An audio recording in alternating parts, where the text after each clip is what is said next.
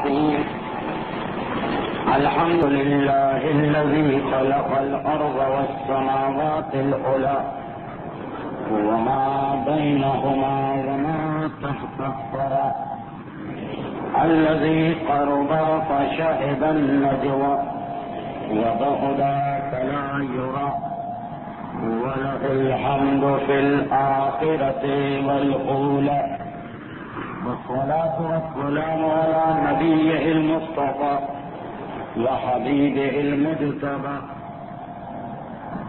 الذي دنا فتدلى فكان قاب قوسين أو أدنى وآله الطاهرين عن كل ذنب وخطأ الشاكرين في الشدة والرخاء والصابرين في المصائب والعطاء الراضين بالقدر والقضاء والصلاة الدائمة النائمة الزاكية على حجته الكبرى وآيته العظمى الذي ببقائه بقيت الدنيا وبيمنه رزق الغرى وبوجوده ثبتت الأرض والسماء فقام الله لزيارته بعد الزمان وعجل لنا ظهوره بعد الخطأ أما بعد فقد قال سبحانه وتعالى بسم الله الرحمن الرحيم ولقد رآه نزلة أخرى عند سدرة المنتهى إنها جنة المأوى ويخشى السدرة ما يخشى وما زاغ البصر وما طغى ولقد رآه من آياته الكبرى صلوات.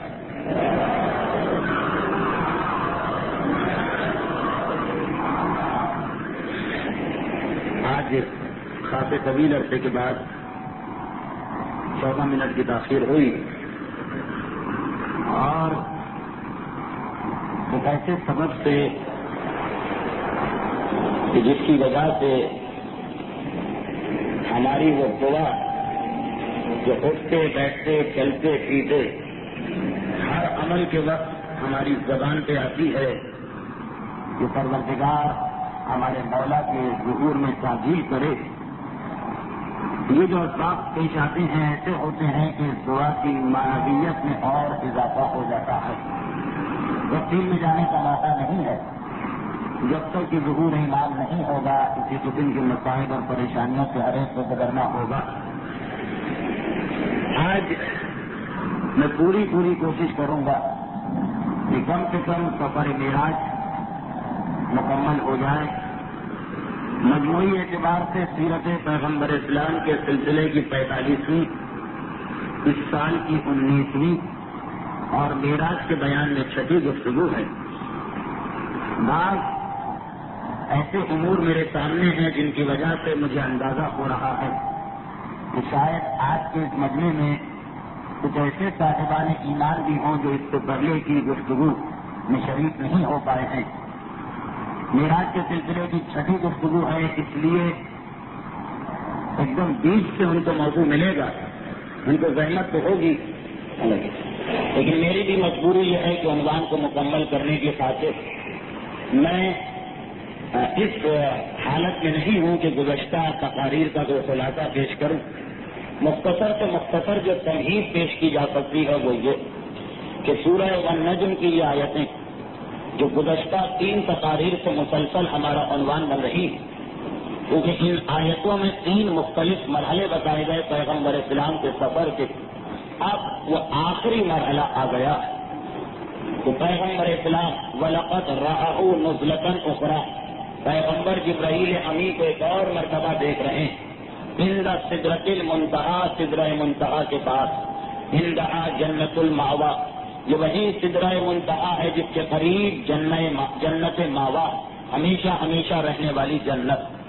وَيَخْشَى السِّدْرَةُ مَا يَخْشَىٰ اور جب پیغمبر اسلام سدرہ کے قریب آئے تو سدرہ کا درخت چکا چوند ہو رہا تھا, لیکن وما زاغ البصر وما طغى پیغمبر اسلام کی آنکھوں میں کسی قسم کی کجی یا خرابی پیدا نہ ہوئی.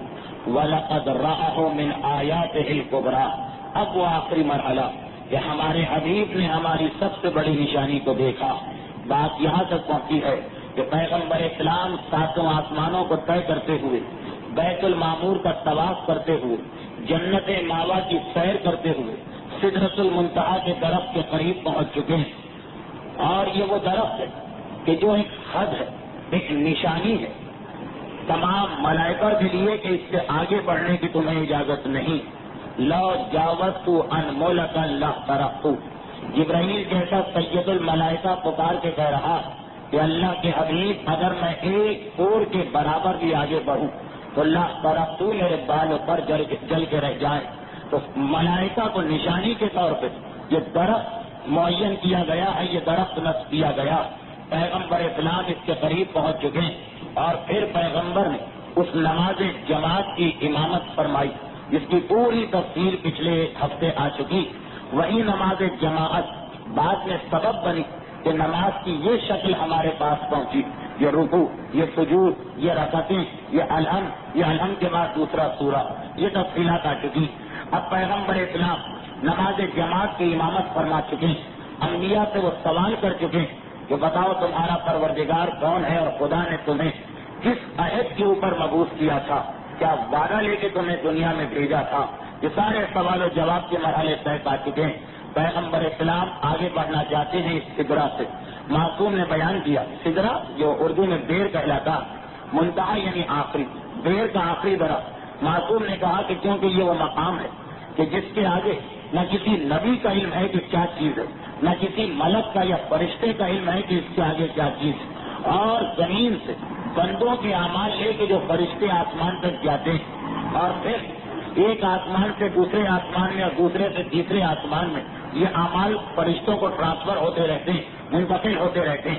آخری فرشتہ جو اعمال لے کے جاتا وہ سدرۃ المنتہا کے درخت پر وہ اعمال رکھ کے آ جاتا. اس کے بعد پھر پروردگار عالم اپنی قدرت سے ان اعمال کو اپنی بارگاہ میں لیتا.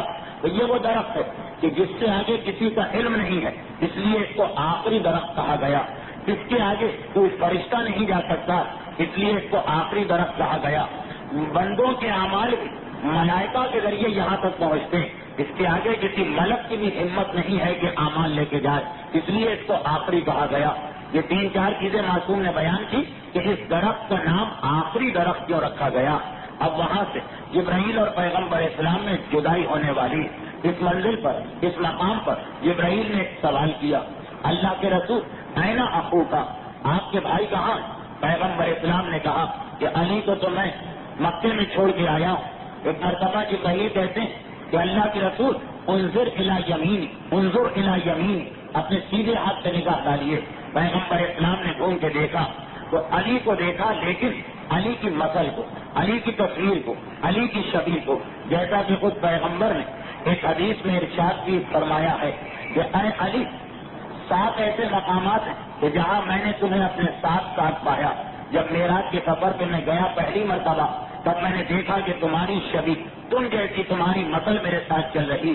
اور اے علی، جب معراج کے میں دوسرے سفر پہ گیا تو سدرۃ المنتہا میں جبرائیل نے مجھ سے پوچھا کہ تم کہاں؟ میں نے دیکھا تو تم میرے ساتھ تھے. اور اے علی، جب مجھے قوم جن کے بھیجا گیا تو اس وقت تم میرے ساتھ تھے. کیونکہ یہ چیزیں میرے عنوان سے خارج ہیں تو میں مختصر کر رہا ہوں. اے علی، شب قدر کی فضیلت میں پروردگار نے تمہیں میرے ساتھ شریک کیا. اے علی، جب میں نے بیت المعمور کا طواف کیا تھا معراج کے دوران تو تم میرے ساتھ طواف کر رہے تھے. اے علی، جب میں نے 7ویں آسمان پر انبیاء کی جماعت کو نماز پڑھائی تھی تو تم میرے ساتھ تھے. اور آخری مقام، 7 مقامات پر علی میرے ساتھ ہیں. 7واں اور آخری مقام کہ اے علی، جب میں نے عرش الہی جو سدرۃ المنتہا کے تھوڑا آگے، جب میں نے عرش الہی پہ جا کے دعا مانگی تھی تو اپنی ہر دعا میں تمہیں شریک کیا تھا کیونکہ تم میرے ساتھ تھے. اور پروردگار نے میری ہر دعا کو قبول کیا سوائے ایک کے کہ یہ کہا کہ اے میرے حبیب، نبوت کا خاتمہ تم پہ ہونے والا، اس لیے نبوت تو تمہارے بعد کسی کو نہیں مل سکتی، لیکن باقی جتنی دعائیں میں نے اپنے لیے مانگی ان سب میں اے علی تم بھی میرے شریک ہوئے. تو اے علی، 7 مقامات پر جن میں سے 5 معراج کے مقامات ہیں، 7 مقامات پر تم میرے ساتھ رہے. اور 4 جگہوں پر میں نے اپنے نام کے ساتھ تمہارا نام لکھا ہوا دیکھا. جب میں سفر معراج میں بیت المقدس گیا تو وہاں کے پتھر پر میرے نام کے ساتھ تمہارا نام تھا. جس وقت میں جنت میں گیا تو جنت کے دروازے پر اپنے نام کے ساتھ میں نے تمہارا نام دیکھا. جس وقت میں سدرۃ المنتہا پر پہنچا تو وہاں میں نے اپنے نام کے ساتھ تمہارا نام دیکھا. اور جب اس سے آگے بڑھ کر عرش الہی تک میں پہنچا تو عرش کے زیر عرش میں نے اپنے نام کے ساتھ تمہارا نام دیکھا. یہ سدرۃ المنتہا پر پیغمبر اسلام پہنچ چکے اور جبرائیل تو ساتھ چھوڑ کے جا رہے ہیں، مگر جاتے جاتے کہہ گئے کہ اللہ کے رسول آپ اپنے سیدھے ہاتھ کو دیکھیے، آپ کے بھائی علی کا مثل، آپ کے بھائی علی کی شبیہ آپ کے ساتھ ہے. یہ بات پچھلی دفعہ آ گئی تھی، پھر تکرار ہو جائے کیونکہ روایت نہیں آئی تھی. جو پیغمبر یہ بھی فرماتے ہیں کہ سدرۃ المنتہا تک پروردگار اور میرے درمیان جتنی بات چیت ہونا تھی وہ سب جبرائیل کے ذریعے ہو رہی، سب جبرائیل کے ذریعے ہو رہی، مگر سدرۃ المنتہا کے آگے تو جبرائیل بھی انکار کر رہے ہیں. اب اس کے بعد جو کچھ میری اور خدا کی گفتگو ہوئی وہ سب کی سب براہ راست بارگاہ الہی سے آواز آئی، مگر یہ آواز علی کے لہجے میں تھی اور ایسا لہجہ تھا کہ جب میں بالکل عرش الہی کے قریب پہنچ گیا اس وقت جب پروردگار نے مجھ سے بات کی تو میں نے سوال کیا تھا کہ پروردگارا یہ تو مجھ سے گفتگو کر رہا یا اس پردے کے پیچھے سے علی کی آواز آ رہی؟ تو ایک مرتبہ میرے پروردگار نے کہا کہ نہیں، یہ علی تو نہیں، یہ میں تو اس سے گفتگو کر رہا ہوں، اور اس کی وجہ یہ کہ اے میرے حبیب میں تم سب کا پروردگار ہوں، تم سب کا پیدا کرنے والا ہوں. ہم مجھ پر مخلوق عام انسانوں کا قیاس نہ کرو، نہ میری وہ صفت ہو سکتی ہے جو عام انسانوں کی، یعنی پروردگار بتا رہا کہ میری کوئی آواز نہیں، میرا کوئی لہجہ نہیں، مجھے ایک عام انسان نہ سمجھنا، میں تم سب کا پروردگار ہوں. جب تم یہاں آئے تو مجھے کسی نہ کسی لہجے میں تم سے بات کرنا تھی، کیونکہ میں نے تمہیں پیدا کیا ہے، اس لیے مجھے معلوم ہے کہ تمہارے دل میں سب سے زیادہ علی کی محبت ہے، چنانچہ میں نے اسی لہجے کا انتخاب کیا. تو سدرۃ المنتہا کے بعد علی کے لہجے میں بارگاہ الہی سے آواز بھی آ رہی علی نہیں، اور علی کے مثل بھی پیغمبر اسلام کے ساتھ ہیں. چلتے چلتے پیغمبر نے جبرائیل سے ایک سوال اور کر لیا کہ اے جبرائیل تم آگے کیوں نہیں بڑھتے ہو، تم اس مقام سے آگے کیوں نہیں بڑھ رہے ہو؟ کہا اللہ کے رسول یہ تو آپ کو معلوم ہے کہ دنیا کی جتنی مخلوقات ہیں، جتنے بھی مخلوقات ہیں، جتنے بھی فرشتے ہیں، ان سب کے مقابلے میں اسرافیل اور میں سب سے زیادہ قریب ہیں خدا کے. لیکن یہاں سے عرش الہی تک کے درمیان ایک تو عرش وہ ہے جو عام طور پر ہم سنتے ہیں یہ چوتھے آسمان کا عرش ہے، مگر آج کی گفتگو میں جو عرش آ رہا یہ وہ عرش ہے کہ جو آخری عرش ہے. یہاں سے عرش کے دوران 4 ایسے پردے پڑے، 4 ایسے حجاب ہیں جن میں ایک ظلمت یعنی بالکل اندھیرے کا حجاب ہے، ایک نور اتنی روشنی کا حجاب ہے کہ انسان کی آنکھ کام نہ کرے. روشنی ہمیشہ بھی کام نہیں آتی، اگر زیادہ ہو جائے روشنی تو آنکھ کام کرنا بند کر دیتی. ایک آنکھ کا حجاب ہے، ایک اندھیرے کا، ایک نور کا، ایک آنکھ کا اور ایک پانی کا. دوسری روایت میں یہ ہے کہ جو آنکھ کا ہے اس کے بدلے کہا گیا دھوئیں کا حجاب، تمہارا دھواں ہو یا آگ. سدرۃ المنتہا اور عرش الہی کے بیچ میں یہ 4 پردے پڑے ہوئے ہیں. میں اگرچہ سب سے زیادہ قریب ہوں تمام مخلوقات کے مقابلے میں، مگر یہ 4 ایسے حجاب اور پردے کہ میں ان کو پار نہیں کر سکتا. اگر میں ان میں داخل ہو جاؤں تو جل کے کسی مقام پہ ہلاک ہو جاؤں. ابراہیم نے یہ بھی بتایا کہ سدرۃ المنتہا سے عرش الہی کے بیچ میں کتنی رکاوٹیں. خیر جبرائیل تو پیغمبر کا انتظار کر رہے ہیں، جبرائیل رک گئے اور انتظار کر رہے ہیں. اب اللہ کے رسول آگے بڑھتے چلے جا رہے ہیں. پیغمبر اسلام کا فرمان ہے کہ 70,000 چھوٹے چھوٹے حجاب میں نے طے کیے، جس میں حجاب عظمت تھا، جس میں حجاب رحمت تھا، جس میں حجاب نور تھا، جس میں حجاب کرامت تھا. کیونکہ موضوع بہت طویل ہے میں اس سفر کو مختصر کرتا ہوں کہ 70,000 حجاب طے کر کے میں آگے بڑھا. حجاب یعنی آپ پردے سمجھ لیجئے. 70,000 پردوں کو ہٹاتا ہوا میں آگے بڑھا. ان میں سے شروع کے 3 یا 4 پردوں کی کیفیت گزشتہ منگل کے آخر میں آ گئی تھی.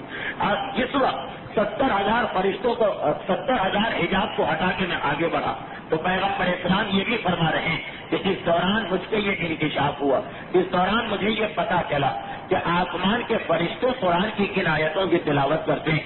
میں نے یہ دیکھا کہ وہ فرشتے جو ان حجابوں پہ مقرر، وہ فرشتے کے جو ان پردوں پہ مقرر، وہ سب سورہ نور کی تلاوت کر رہے ہیں.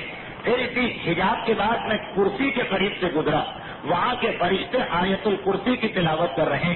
اور جب آخر میں عرش تک پہنچا تو میں نے دیکھا کہ وہاں کے فرشتے حامیم سورہ مومن جو ہے اس کی تلاوت کر رہے ہیں. یہ 3 قرآنی سورے جو ابھی نازل نہیں ہوئے ان کو پیغمبر اسلام نے آسمانوں پر سنا، حجاب ہٹتے چلے جا رہے ہیں. یہاں تک کہ آخر میں پیغمبر نے کہا کہ وہ جو آخری 70,000واں پردہ تھا جب میں نے اسے ہٹایا تو اتنا نور میرے سامنے آیا کہ ایک مرتبہ میری آنکھیں چکا چوند ہو گئی. قرآن تو کہہ رہا وما زاغ البصر، پیغمبر کی آنکھوں سے کوئی فرق نہیں پڑا. پیغمبر کہہ رہے ہیں ایک مرتبہ میری آنکھیں خیرہ ہوں مگر فوراً میری آنکھوں نے دیکھنا شروع کر دیا.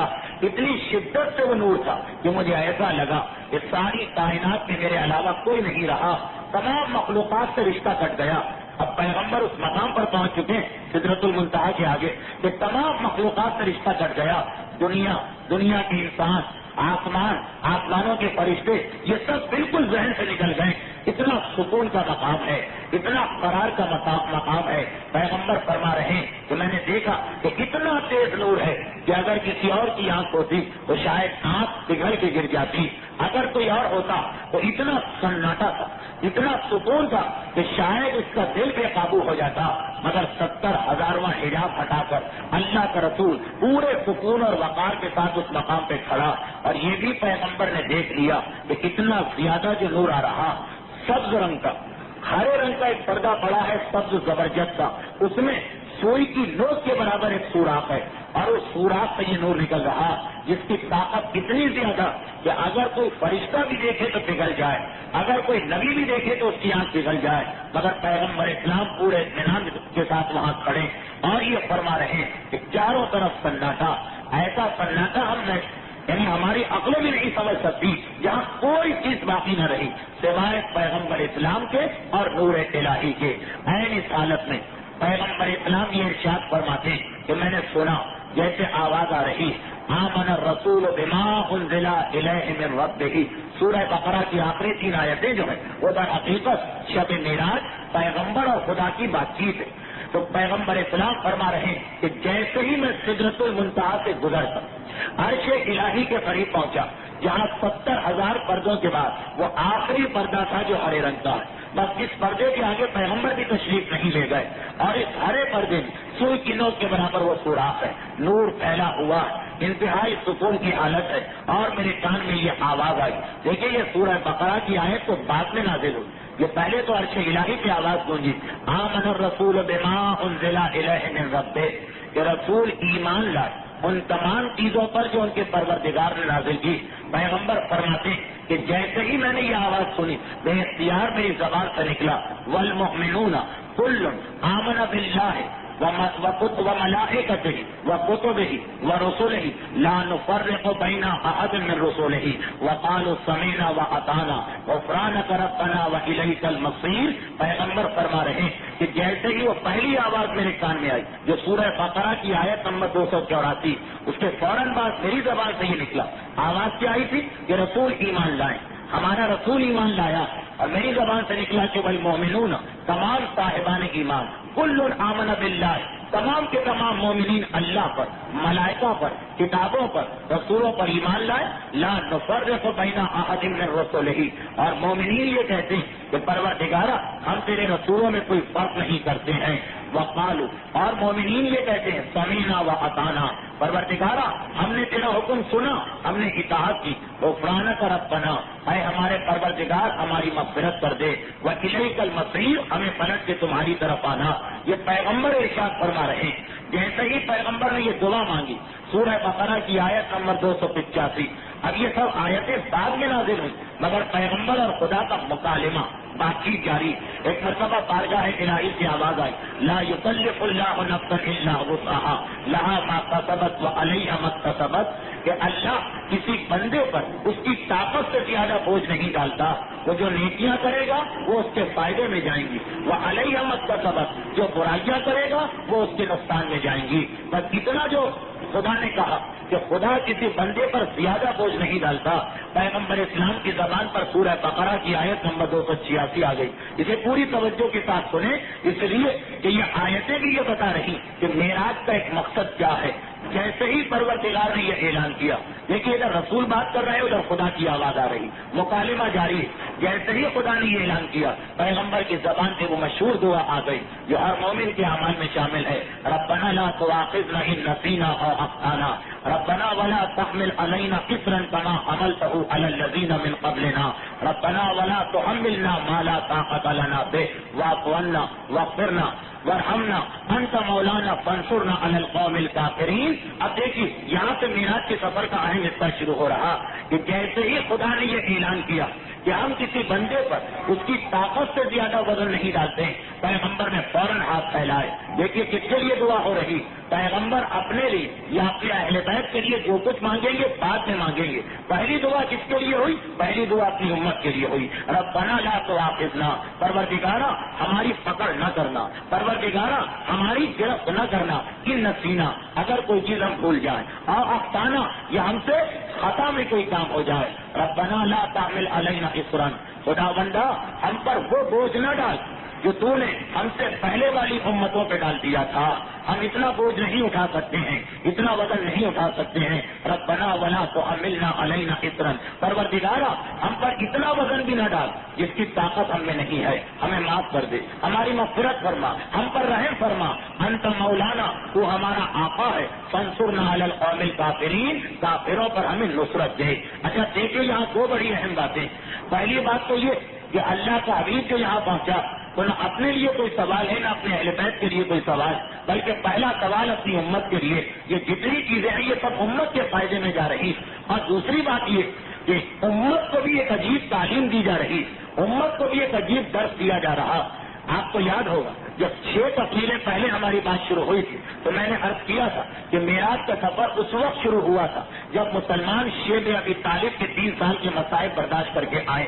دیکھیے اس حالت میں کیا دعا ہونی چاہیے تھی، پروردگارا ہم بہت غریب ہیں ہمیں امیر کر دے، پروردگارا ہم نے بڑی مصیبتیں اٹھائی اب تو ہمیں راحت و آرام دے دے، پروردگارا مصائب برداشت کرتے کرتے ہم کمزور ہو گئے اب تو ہمیں حکومت عطا کر۔ نہیں، دیکھیے جتنی دعائیں سب کا تعلق بندگی کے جذبے سے ہے، یعنی اتنی زحمتیں اٹھانے کے بعد بھی 3 سال شیب ابی طالب، اتنی زحمتیں اٹھانے کے بعد بھی مسلمان کو تعلیم کیا دی جا رہی ہے کہ جب بارگاہ الہی میں کھڑے ہو تو فوراً فٹافٹ بزنس مین یا تاجر کی طرح سے تجارت نہ شروع کر دینا، خدا بندہ ہم نے اتنی زحمت اٹھائی ہے اس کا بدلہ کیا ملے گا، پروردگار ہم تیرے دین کے لیے کوڑے کھا رہے ہیں تو ہمیں کیا دینے والا ہے۔ نہیں، 10 سال کی مسلسل زحمتوں کے بعد بھی دعا کیا ہے، خدا بندہ اگر کوئی غلطی ہو گئی ہے تو معاف کر دے، پروردگار اگر ہم سے یہ زحمتیں یہ مصائب برداشت نہیں ہو رہے ہیں تو نظر انداز کر، پروردگار ہمیں قوم کافرین پر یہ نہیں کہا کہ ہمارے دشمنوں پر فتح دے، نہیں جو تیرے انکار کرنے والے ہیں ان پر ہمیں فتح دے دے۔ دعا کا طریقہ بتایا کہ دعا مانگو تو دنیاوی چیزوں کے پیچھے نہ لگ جاؤ، ہاں ان کی بھی دعا مانگو، خود پیغمبر نے دعا آگے چل کے مانگی، مگر پہلے اپنی آخرت کا خیال کرو، پہلے دین کا خیال کرو، یعنی دوسرے الفاظ میں جب دعا مانگو تو پہلی فکر یہ ہونی چاہیے کہ کیا پتا خدا ہم سے راضی ہوا یا راضی نہیں ہوا ہے۔ یہ یقین مت کرنا کہ ہم نماز پڑھ کے کھڑے ہوئے ہیں اب تو خدا کی ذمہ داری ہے کہ ہماری دعا قبول کرے۔ پیغمبر کی دعا کو دیکھیے کتنا بہترین انداز ہے، بس ادھر پیغمبر اسلام کی دعا مکمل ہوئی، سورہ بقرہ کی آیت 286، اور ادھر بارگاہ الہی سے آواز آئی، اے میرے حبیب تم نے دعا مانگی، میں تمہاری دعا کو قبول کر رہا ہوں، اور سنو اب تمہاری دعا کی وجہ سے، یہ معراج ہے، یہ شب معراج کی دعا، تمہاری دعا کی وجہ سے میں تمہاری امت کو یہ تحفے دے رہا ہوں۔ اور اس کے بعد مسلسل تحفے دیے گئے۔ پہلا تحفہ یہ دیا گیا کہ اے میرے حبیب تم سے پہلے جتنی امتیں گزری سب کی طہارت صرف پانی سے ہو سکتی، صرف پانی سے طہارت ہو سکتی، مگر تمہاری امت کو میں نے آسانی دے دی، اگر پانی ان کے پاس نہ ہو تو زمین پر تیمم کر کے وہ غسل کی نجاست کو اتار کے عبادتیں انجام دے سکتے ہیں، بالکل پاک و پاکیزہ ہو سکتے ہیں۔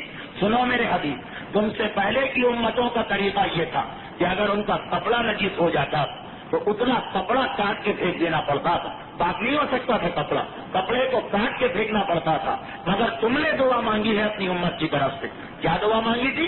ربنا ولا تحمل علینا، پروردگارا ہم پر اس رنگ وہ بوجھ نہ ڈال کہ جو ہم سے پہلے کی امت پہ ڈالا۔ تو تم سے پہلے کی جو نبی آئے ابراہیم موسیٰ اور عیسیٰ ان کی امت کے لیے یہ حکم تھا کہ کپڑا نجس ہے اتنا حصہ کاٹ کے پھینک دو، مگر تمہاری وجہ سے یہ حکم معاف ہو گیا. اب تمہاری امت کا کپڑا نجیس ہو فقط پانی ڈال کے پاک کر لے, وہ کپڑا پاک ہو جائے گا. اے میرے حبیب, تم سے پہلے کی امتوں کے لیے یہ لازم تھا کہ جب کبھی نماز کا وقت آئے تو نماز صرف مسجد میں جا کے پڑھیں. اگر مسجد نہیں ہے تو دوڑ کے جائیں.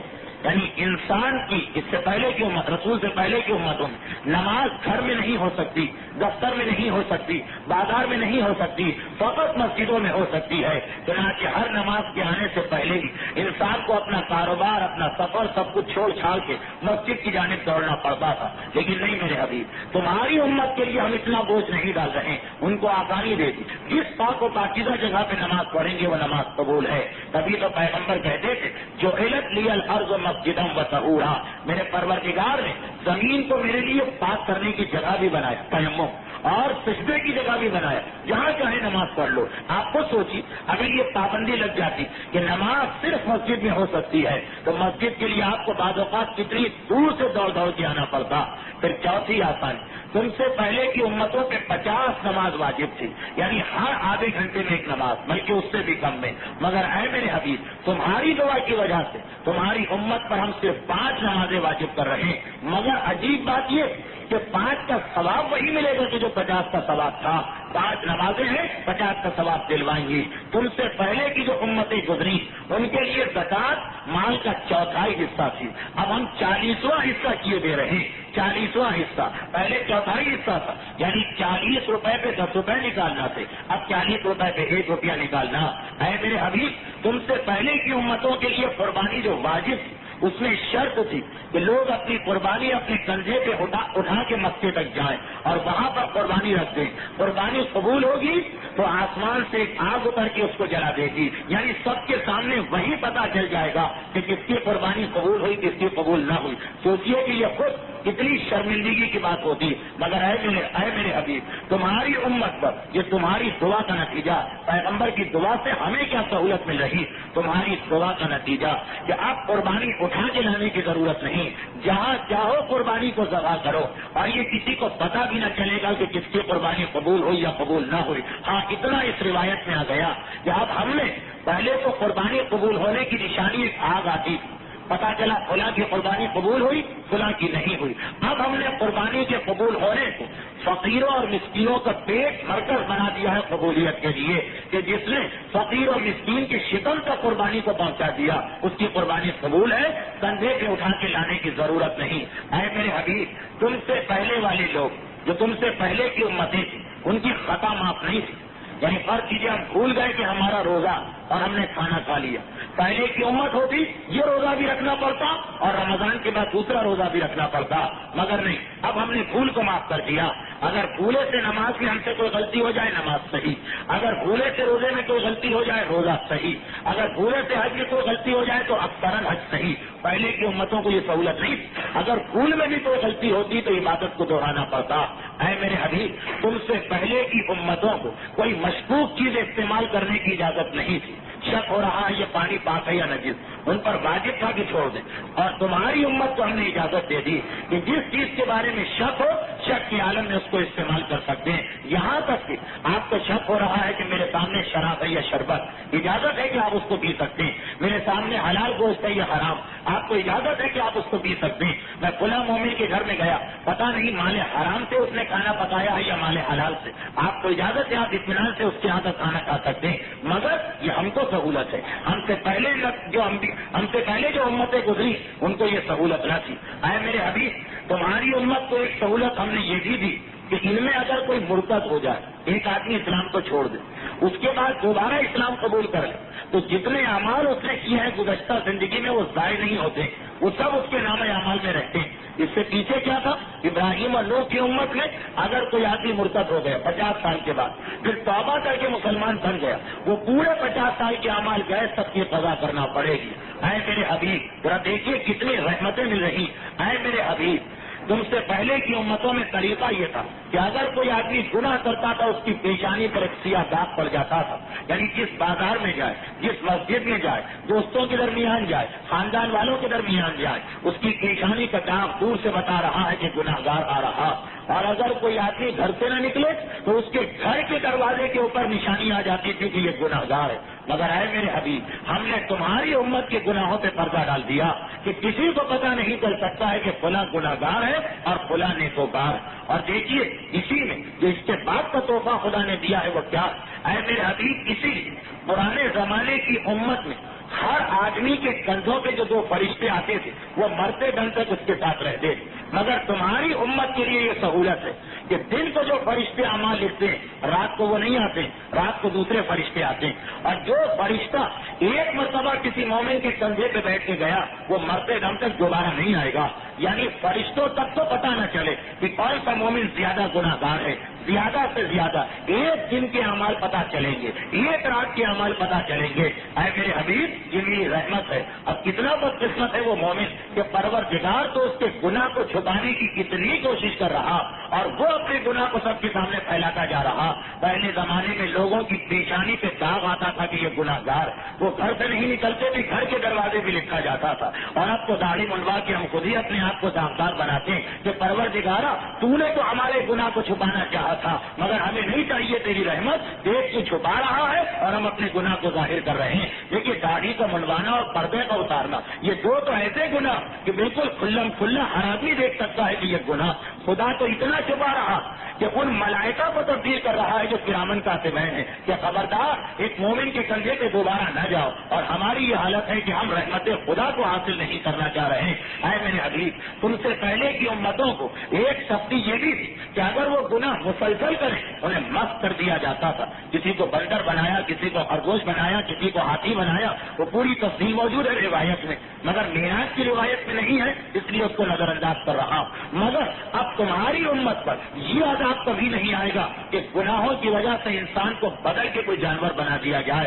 اے میرے حبیب، تم سے پہلے کی امتوں کا یہ سلسلہ تھا کہ اگر وہ نیکیاں کرتے تھے تو نیکیاں ان کے نام اعمال میں، برائیاں کرتے تھے برائیاں ان کے نام اعمال میں. مگر اب تمہاری امت کے لیے کچھ ایسی نیکیاں ہم نے رکھی کہ جو یہ نیکیاں کرے گا، کچھ نیکیاں، ہر نیکی نہیں کچھ نیکیاں، تو اس کے سارے گناہ بعض اوقات معاف ہو جائیں گے. مثلاً حج کرنے والے کے سارے گناہ معاف، جہاد کرنے والے کے سارے گناہ معاف. میت کو غسل دینا، روایت ہے کہ جو آدمی میت کو غسل دیتا اور میت کے لیے اپنے ہاتھ سے قبر کھودتا تو یوم ولدت امہ اس طرح ہو جاتا ہے جس طرح اس دن تھا جب اس کی ماں نے اس کو پیدا کیا تھا. تو کچھ ایسی نیکیاں ہم نے رکھی فقط تمہارے لیے ہے حبیب. ابراہیم کی امت کو یہ سہولت نہیں، موسیٰ کی امت کو یہ سہولت نہیں. کچھ ایسی نیکیاں رکھی کہ جو ان کو انجام دے گا اس کے سارے گناہ معاف ہو جائیں گے. یہ الحسنات یذہبن السیئات، یہ نیکیاں برائیوں کو کھا جائیں گی. اے میرے حبیب، تمہاری امت کو ایک سہولت ہم نے یہ دی کہ اگر کوئی آدمی نیکی کا ارادہ کرے کہ آج ہمیں یہ نیکی کرنا، فٹافٹ اس کے نام اعمال میں آ جائے گا اس نے ایک نیکی کر لی فقط ارادے پر. اور اگر واقعہ کر لینے کی تو 10 گنا ثواب اس کو الگ سے ملے گا نیکی کرنے پر. اس سے پہلے کی امتوں میں یہ نہیں تھا. اگر ایک نیکی کرتے تھے تو ایک ملتا تھا، خالی ارادہ کرتے تھے تو کچھ نہیں ملتا تھا. مگر امت رسول خالی ارادہ کر لے تو اس کو ایک ثواب تو مل گیا اور عمل کر لے تو 10 گنا ثواب اور ملا. اے میرے حبیب، ہم نے تمہاری امت کو دیکھیں گے معراج میں آسمان پہ بات چیت ہو رہی، سدرۃ المنتہا پر، سدرۃ المنتہا کے آگے یہ بات چیت ہو رہی. اے میرے حبیب، بس آخری 2 باتیں اور میں دوسری روایت پر آؤں. اے میرے حبیب، میں نے تمہاری امت کو ایک سہولت یہ دی کہ اگر ان میں سے کوئی بدی کا ارادہ کرے تو اس کی بدی نہیں لکھی جاتی. نیکی کا ارادہ کرے تو لکھ لیا جاتا ہے کہ اس نے نیکی کر لی. برائی کا ارادہ کرے تو برائی نہیں لکھی جاتی. اور اگر برائی کر لے، ابھی تو ارادہ کیا تو مثلا آج فلم دیکھیں گے، کوئی گناہ نہیں لکھا گیا، اور پھر گناہ کر بھی لیا تو ایک گناہ کا ایک گناہ لکھا جاتا. لیکن پرانی امتوں میں الٹا معاملہ تھا کہ برائی پہ 10 گنا سزا، خالی ارادہ کرنے پر ایک گناہ لکھ لیا جاتا تھا. اے میرے حبیب، ہم نے تو یہاں تک تمہاری امت کو سہولت دی کہ اگر وہ برائی کا ارادہ کرے کوئی برائی نہیں لکھی جائے. پھر بعد میں اپنے ارادے کو توڑ دے کہ نہیں فلم دیکھنا تو برا. دیکھیے، ایک ارادہ کیا، اپنے ارادے کو توڑ دیا تو یہ ارادہ توڑنے پر ایک نیکی مل جائے گی کہ یہ تم نے بہت بڑی نیکی کی ہے، نام اعمال میں ایک نیکی آ گئی. اور اے میرے حبیب، تمہیں پتا کہ تم سے پہلے کی امتیں جب گناہ کرتی تو کم سے کم 40 سال بعد ان کی توبہ قبول ہوتی. آپ دیکھیں حضرت موسیٰ کی قوم کو 40 سال صحرا میں گھومنا پڑا، کم سے کم 40 سال، کبھی 50 سال، کبھی 80 سال، کبھی 100 سال. اور جب توبہ قبول بھی ہوتی تو ایک شرط کے ساتھ کہ کوئی ایک نعمت تمہیں حرام کرنا ہوگی. یہ تمہارے گناہ کی سزا یعنی توبہ کے باوجود اول تو توبہ 40 سال بعد، اور جب توبہ قبول بھی ہے تو کوئی ایک نعمت چھوڑنا پڑے گی، تم خود فیصلہ کرو کہ کون سی نعمت چھوڑ دو گے۔ اور لیکن اے میرے حبیب تمہاری امت کے لیے یہ آسانی کہ جب بھی وہ گناہ کرے گا جیسے ہی توبہ کرے گا اسی لمحے اس کی توبہ قبول ہو جائے گی، اگر صحیح اور اصلی توبہ کی اسی لمحے اس کی توبہ قبول ہوگی، اور کسی نعمت کو حرام کرنے کی ضرورت نہیں بلکہ پروردگار کی طرف سے الٹا اس کے لیے مزید رحمت آئے گی، کیونکہ خدا توبہ کرنے والے بندے سے انتہائی خوش ہوتا۔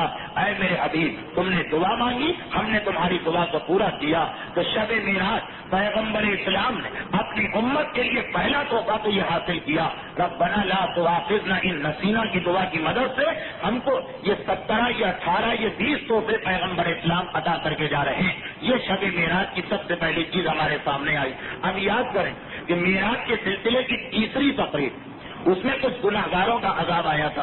میں نے جملہ کہا تھا کہ یہ بھی پروردگار کی ایک مصلحت تھی کہ پیغمبر کو پہلے سارے گناہگار دکھا دیے تاکہ جب پیغمبر سدرۃ المنتہا کے آگے جا کے دعا کرے اپنی امت کے گناہگار بھی پیغمبر کے ذہن میں، تو آپ نے دیکھا کہ پہلی دعا اپنی امت کے حق میں کی اور پروردگار نے اس دعا کو قبول کیا، اور کیسا قبول کیا، کتنی سہولتیں دی، یہ سب معراج کی رات ہم کو ملی۔ اس کے بعد اب روایت آگے بڑھتی، ایک گفتگو تو یہ ہوئی، یہ تو پیغمبر نے خود ہی گفتگو شروع کر دی تھی، یعنی خدا نے تو ابھی پکارا نہیں تھا، وہ تو پیغمبر نے آیت سنی آمن رسول کی اور پیغمبر کی زبان پہ یہ دعا آ گئی۔ اس کے بعد اب خدا نے کہا اے میرے حبیب اے میرے بندے، پیغمبر نے کہا لبیک پروردگارہ میں حاضر ہوں، کہا کہ اے میرے بندے کیا تم نے دیکھا کہ تمہارا کتنا مقام ہے، کتنی منزلت ہے، کتنا بلند تمہیں درجہ دیا گیا ہے آسمانوں پر، سب کچھ دیکھ کے پیغمبر آ رہے ہیں۔ پیغمبر نے کہا نام ہاں میرے پروردگار میں نے یہ ساری نعمتیں دیکھی۔ اب خدا کہتا کہ اے میرے حبیب سنو، اننی انا اللہ، میں تمہارا پروردگار، میرے علاوہ اور کوئی تمہارا پروردگار نہیں، اس لیے عبادت کرو تو میری۔ دیکھیے یہ پیغمبر سے تو نہیں کہا جا رہا، یقیناً کہا پیغمبر سے جا رہا ہے، سنایا ہمیں جا رہا، بس میں تمہارا پروردگار، میری عبادت کرو، مجھ ہی پر توکل کرو اور میرے علاوہ کسی اور سے سہارا نہ ڈھونڈو، مجھے اپنا حقیقی پروردگار مانو، عبادت بھی میری، بھروسہ بھی مجھ پر اور سہارا بھی میری ذات کو سمجھو۔ اور اس کے بعد کہا کہ اے میرے حبیب تمہیں پتا کہ اس منزل پر، اس عرش الہی پر کیا فطرہ اکثر میری زبان سے آتا ہے، پر خدا کی زبان نہیں ہوتی، میں کیا لفظ ایسا استعمال کروں کہ بات بھی پہنچ جائے اور خدا کی جسمانیت کا شائبہ نہ ہو، کہ اس عرش الہی سے جو آواز اکثر میں پیدا کرتا ہوں وہ یہ خدا کی جو تصویر یعنی جو خدا کے حکم سے عرش الہی پڑتا کہ انا سبوح قدوس ہوں، میں پاک و پاکیزہ ہوں، میں صاحب تقدیس ہوں، انا رب الملائکۃ والروح، میں فرشتوں کا روح القدس کا پروردگار ہوں۔ اور اس دعا کے بعد پروردگار کیا کہتا ہے، سبقت رحمتی علی غضبی، اکثر میں کہتا ہوں کہ میری رحمت میرے غضب سے زیادہ، میری رحمت میرے عذاب سے زیادہ۔ اے میرے حبیب کیا تمہیں پتا کہ عرش الہی کے فرشتے کیا بحث کرتے رہتے ہیں یہاں پر؟ دیکھیے اب عجیب بات شروع ہو رہی، کچھ سوال خدا کر رہا ہے، کچھ جواب خدا دے رہا۔ اے میرے حبیب کیا تمہیں پتا کہ عرش الہی کے فرشتوں میں کیا بحث ہوتی؟ پیغمبر اسلام نے کہا پروردگارہ تو مجھ سے بہتر جانتا۔ کہا یہاں بحث یہ ہوگی کہ 6 نیکیوں میں سے کس کا ثواب زیادہ۔ دیکھیے عرش الہی کے فرشتے اس بات کو بحث کرتے ہیں یہی مسائل دین پر، یہ جو 6 عبادتیں اللہ نے رکھی ہیں مسلمانوں کے لیے، ان میں سے کس کا ثواب زیادہ۔ شاید یہ روایت آپ نے اس سے پہلے بہت کم سنی ہوگی، اور پتا ہے کہ وہ کون سی 6 نیکیاں، پروردگار کا انداز۔ لیکن میرے جملے تو بہرحال میرے جملے پروردگار کا کیا انداز ہوگا۔ فرشتوں میں بحث یہ ہوتی کہ کیا واجب نمازوں کے لیے وضو کو بالکل ٹھیک ٹھیک انجام دینا، احتیاط کے ساتھ، توجہ کے ساتھ، وضو میں غلطی نہ ہونے پر۔ ایک گروہ کہتا ہے یہ سب سے نیک عمل، دوسرا گروہ کہتا ہے کہ نہیں، مومن کا اپنے گھر سے نکل کے نماز جماعت کے لیے جانا یہ سب سے نیک عمل ہے۔ تیسرا گروہ کہتا ہے کہ نہیں، مومن کا ایک نماز پڑھنے کے بعد دوسری نماز کے لیے انتظار کرنا، یہ انتظار سب سے نیک عمل۔ چوتھا گروہ کہتا ہے کہ نہیں، وہ افشاء السلام، مومن کا دوسرے مومن کو بآواز بلند سلام کرنا، یہ سب سے بہتر عمل۔ پانچواں گروہ کہتا ہے وہ اطعام الطعام، نہیں، یہ مومنوں کا ایک دوسرے کو کھانا کھلانا، یہ سب سے بہترین عمل۔ اور چھٹا گروہ کہتا وہ تہجد باللیل والناس ینام، رات کو اس وقت نماز پڑھنا جب لوگ سو رہے ہیں، یہ سب سے بہتر عمل۔ عرش الہی کے ملائکہ میں یہی بحث جاری کہ وضو صحیح طریقے سے کرنا، یا جماعت کے لیے قدم اٹھانا، یا نماز کے لیے انتظار کرنا، یا باواز بلند سلام کرنا، یا آپس میں ایک دوسرے کو کھانا کھلانا، یا نماز شب اس وقت پڑھنا جب لوگ سو رہے ہیں، ان میں سے کون سا عمل نیک ہے؟ اندازہ کیا جا سکتا کہ پروردگار بھی سدرۃ المنتہا کے آگے اپنے حبیب کو بلا کر کون سے مسئلوں کو پیش کر رہا، اس کا مقصد کیا؟ اور پھر آخر میں خدا نے کیا کہا کہ ملائکہ میں اب تک یہ بحث ہے وہ فیصلہ نہیں کر پائے۔ معاذ اللہ، کیا خدا بھی فیصلہ نہیں کر پائے؟ نہیں، خدا کو معلوم، مگر بتایا اس لیے نہیں کہ ملائکہ یہ بحث کرتے رہے، یہ بحث بہت اچھی عبادت، اور ہمیں اور آپ کو یہ پتا چل جائے کہ ملائکہ کے نزدیک سب سے زیادہ بہترین کون سے 6 عمل، تاکہ یہ 6 عمل ہماری زندگی میں داخل ہو جائے کہ بہرحال انہی میں سے کوئی عمل سب سے بہتر۔ اس کے بعد پھر پروردگار عالم نے پیغمبر اسلام کو مخاطب کر کے ایک خاص حدیث بیان کی۔ حدیث کیونکہ طولانی، اس اعتبار سے میں مناسب یہی سمجھتا ہوں کہ اسے دیکھتے ہوئے آپ کی خدمت میں پیش کروں تاکہ الفاظ میں کوئی کمی اور بیشی نہ رہنے پائے۔ اس میں اتفاق یہ کہ سیرت رسول کی تقاریر کے درمیان کچھ مخصوص تاریخیں آ جاتی تھی ولادت و شہادت کی، تو ہمیشہ ہمارے موضوع سے تو بہت مناسبت نکل آتی تھی ان معصوم کی۔ اور آج بھی آپ کو پتا ہے کہ 15 شعبان کے فوراً بعد یہ درس ہو رہا، تو یہ جو حدیث معراج ہے، اس حدیث معراج میں اس کی بھی مناسبت آ گئی۔ اگر کہ تقریر کے درمیان تحریر آپ کے لیے ذرا مشکل تو ہو، لیکن صرف اس وجہ سے کہ میں اس کے الفاظ میں رد و بدل نہیں کر سکتا اور حدیث بڑی طولانی ہے، میرے لیے اس کو پورا اپنے حافظے میں محفوظ کرنا مشکل ہے، میں اس کو پڑھتا جا رہا ہوں، آپ سنتے جائیے، وقت بھی کم ہے، تفصیل میں جانے کی ضرورت نہیں۔ جب یہ سارے سوال ہو گئے، یعنی سوال کیا، پیغمبر نے دعا مانگی، پروردگار نے اس دعا کو پورا کیا، اس کے بعد پروردگار نے یہ بتایا کہ میں اپنی رحمت کو اپنے غضب پہ سبقت دیتا ہوں، اور یہ بتایا کہ ملائکہ آسمانی جس مسئلے میں بحث کرتے ہیں۔ اس کے بعد پیغمبر سے ایک ایسا سوال کیا گیا کہ ہمارے بعض علماء نے لکھا، خصوصاً صاحب مجمع النورین، کہ معراج کا مقصد ہی 2 باتیں تھیں، ایک ولایت علی کا اعلان، ایک علی اور فاطمہ کی شادی کا انتظام۔ اور روایتوں سے یہ پتا چل رہا کہ اس سفر معراج میں وہاں جانے کے بعد جہاں جبرائیل بھی نہیں، سب سے زیادہ جس موضوع پر گفتگو ہوئی وہ امیر المومنین کی ولایت تھی۔ چنانچہ ایک پرانی حدیث ہمارے سامنے آتی، میں حدیث کا ترجمہ کرتے ہوئے بہت جلدی اس کو پیش کر رہا ہوں۔ حدیث کیا ہے کہ قال رسول اللہ، پیغمبر اسلام نے فرمایا، لما ارج بی ربی جل جلالہ، جس وقت میرے پروردگار نے مجھے معراج عطا کی تو میں نے ایک آواز سنی، میرا پروردگار کہہ رہا کہ انا، میں نے ایک آواز سنی، میرا پروردگار کہہ رہا میں، تو میں نے کہا لبیک یا رب العظمہ، لبیک یا رب الرحمہ، اے عظمت والے پروردگار، اے رحمت والے پروردگار، میں حاضر۔ اچھا، اب روایت کو میں اور مختصر کرتا ہوں، فقط ترجمہ، کیونکہ میں نے محسوس کیا کہ وقت بہت کم ہے اور روایت خود بہت طولانی۔ تو کیا آواز آئی کہ اے رسول، کس چیز کی وجہ سے میں نے تجھے اس سفر معراج پہ بلایا؟ خدا پوچھ رہا، رسول نے کہا پروردگار مجھے اس کا علم نہیں۔ خدا کے سامنے تو علم ہو بھی تو انسان کو اقرار کرنا پڑتا ہے میرے پاس علم نہیں۔ خدا نے کہا اے محمد یہ بتاؤ کہ کیا تم نے انسانوں میں سے کسی کو اپنا وسیع ہو، اپنا وزیر ہو، اپنا بھائی منتخب کیا؟ میں نے عرض کیا کہ پروردگار تو بتا میں کسے منتخب کروں، تو خود ہی میرے لیے کسی کا انتخاب کر دے۔ وہی آئی کہ اے محمد میں نے ساری مخلوقات میں سے علی ابن ابی طالب کو تمہارے لیے منتخب کیا۔ میں نے پوچھا اے میرے پروردگار میرے ابن ہم کو، میرے چچا زاد بھائی کو؟ تو پروردگار نے کہا کہ ہاں اے محمد، علی تمہارا وارث ہے اور تمہارے بعد تمہارے علم کا وارث ہے، اور قیامت کے دن تمہارا علم بھی اس کے ہاتھ میں ہوگا، وہی ساقی کوثر ہوگا، وہی تمہاری امت کے تمام مومنین کو جو پہنچیں گے ان کو سیراب کرے گا۔ اب دیکھیے روایت آپ مجالس میں سنتے ہیں، میں اس کو مختصر کرتے ہوئے اس کے آخری ٹکڑے پہ جاتا ہوں۔ پھر خداوند عالم نے وہی کہ اے محمد میں نے اپنی ذات کی قسم کھائی کہ جو تمہارا دشمن ہوگا یا تمہارے اہل بیت کا دشمن ہوگا وہ ہرگز آب کوثر سے کچھ نہ پی سکے گا۔ اے محمد میں تمہاری امت کو جنت میں داخل کروں گا، مگر وہ داخل نہیں ہوگا جو خود ہی ایسا عمل کرے کہ جس نے اہل بیت کی محبت سے انکار کیا، سمجھ لو کہ اس نے میری جنت میں داخلے سے انکار کیا۔ یہ سن کے میں شکر کے سجدے میں گر پڑا، وہی سدرۃ المنتہا کی بات، اور میں نے اپنے سر کو اٹھا کے کہا کہ اے میرے پروردگار مجھے کچھ عطا کر. تو خدا نے کہا کہ اے محمد جو مانگو تجھے عطا کیا جائے گا. تو میں نے کہا کہ اے میرے پروردگار میری ساری امت کو علی کا دوست بنا دے.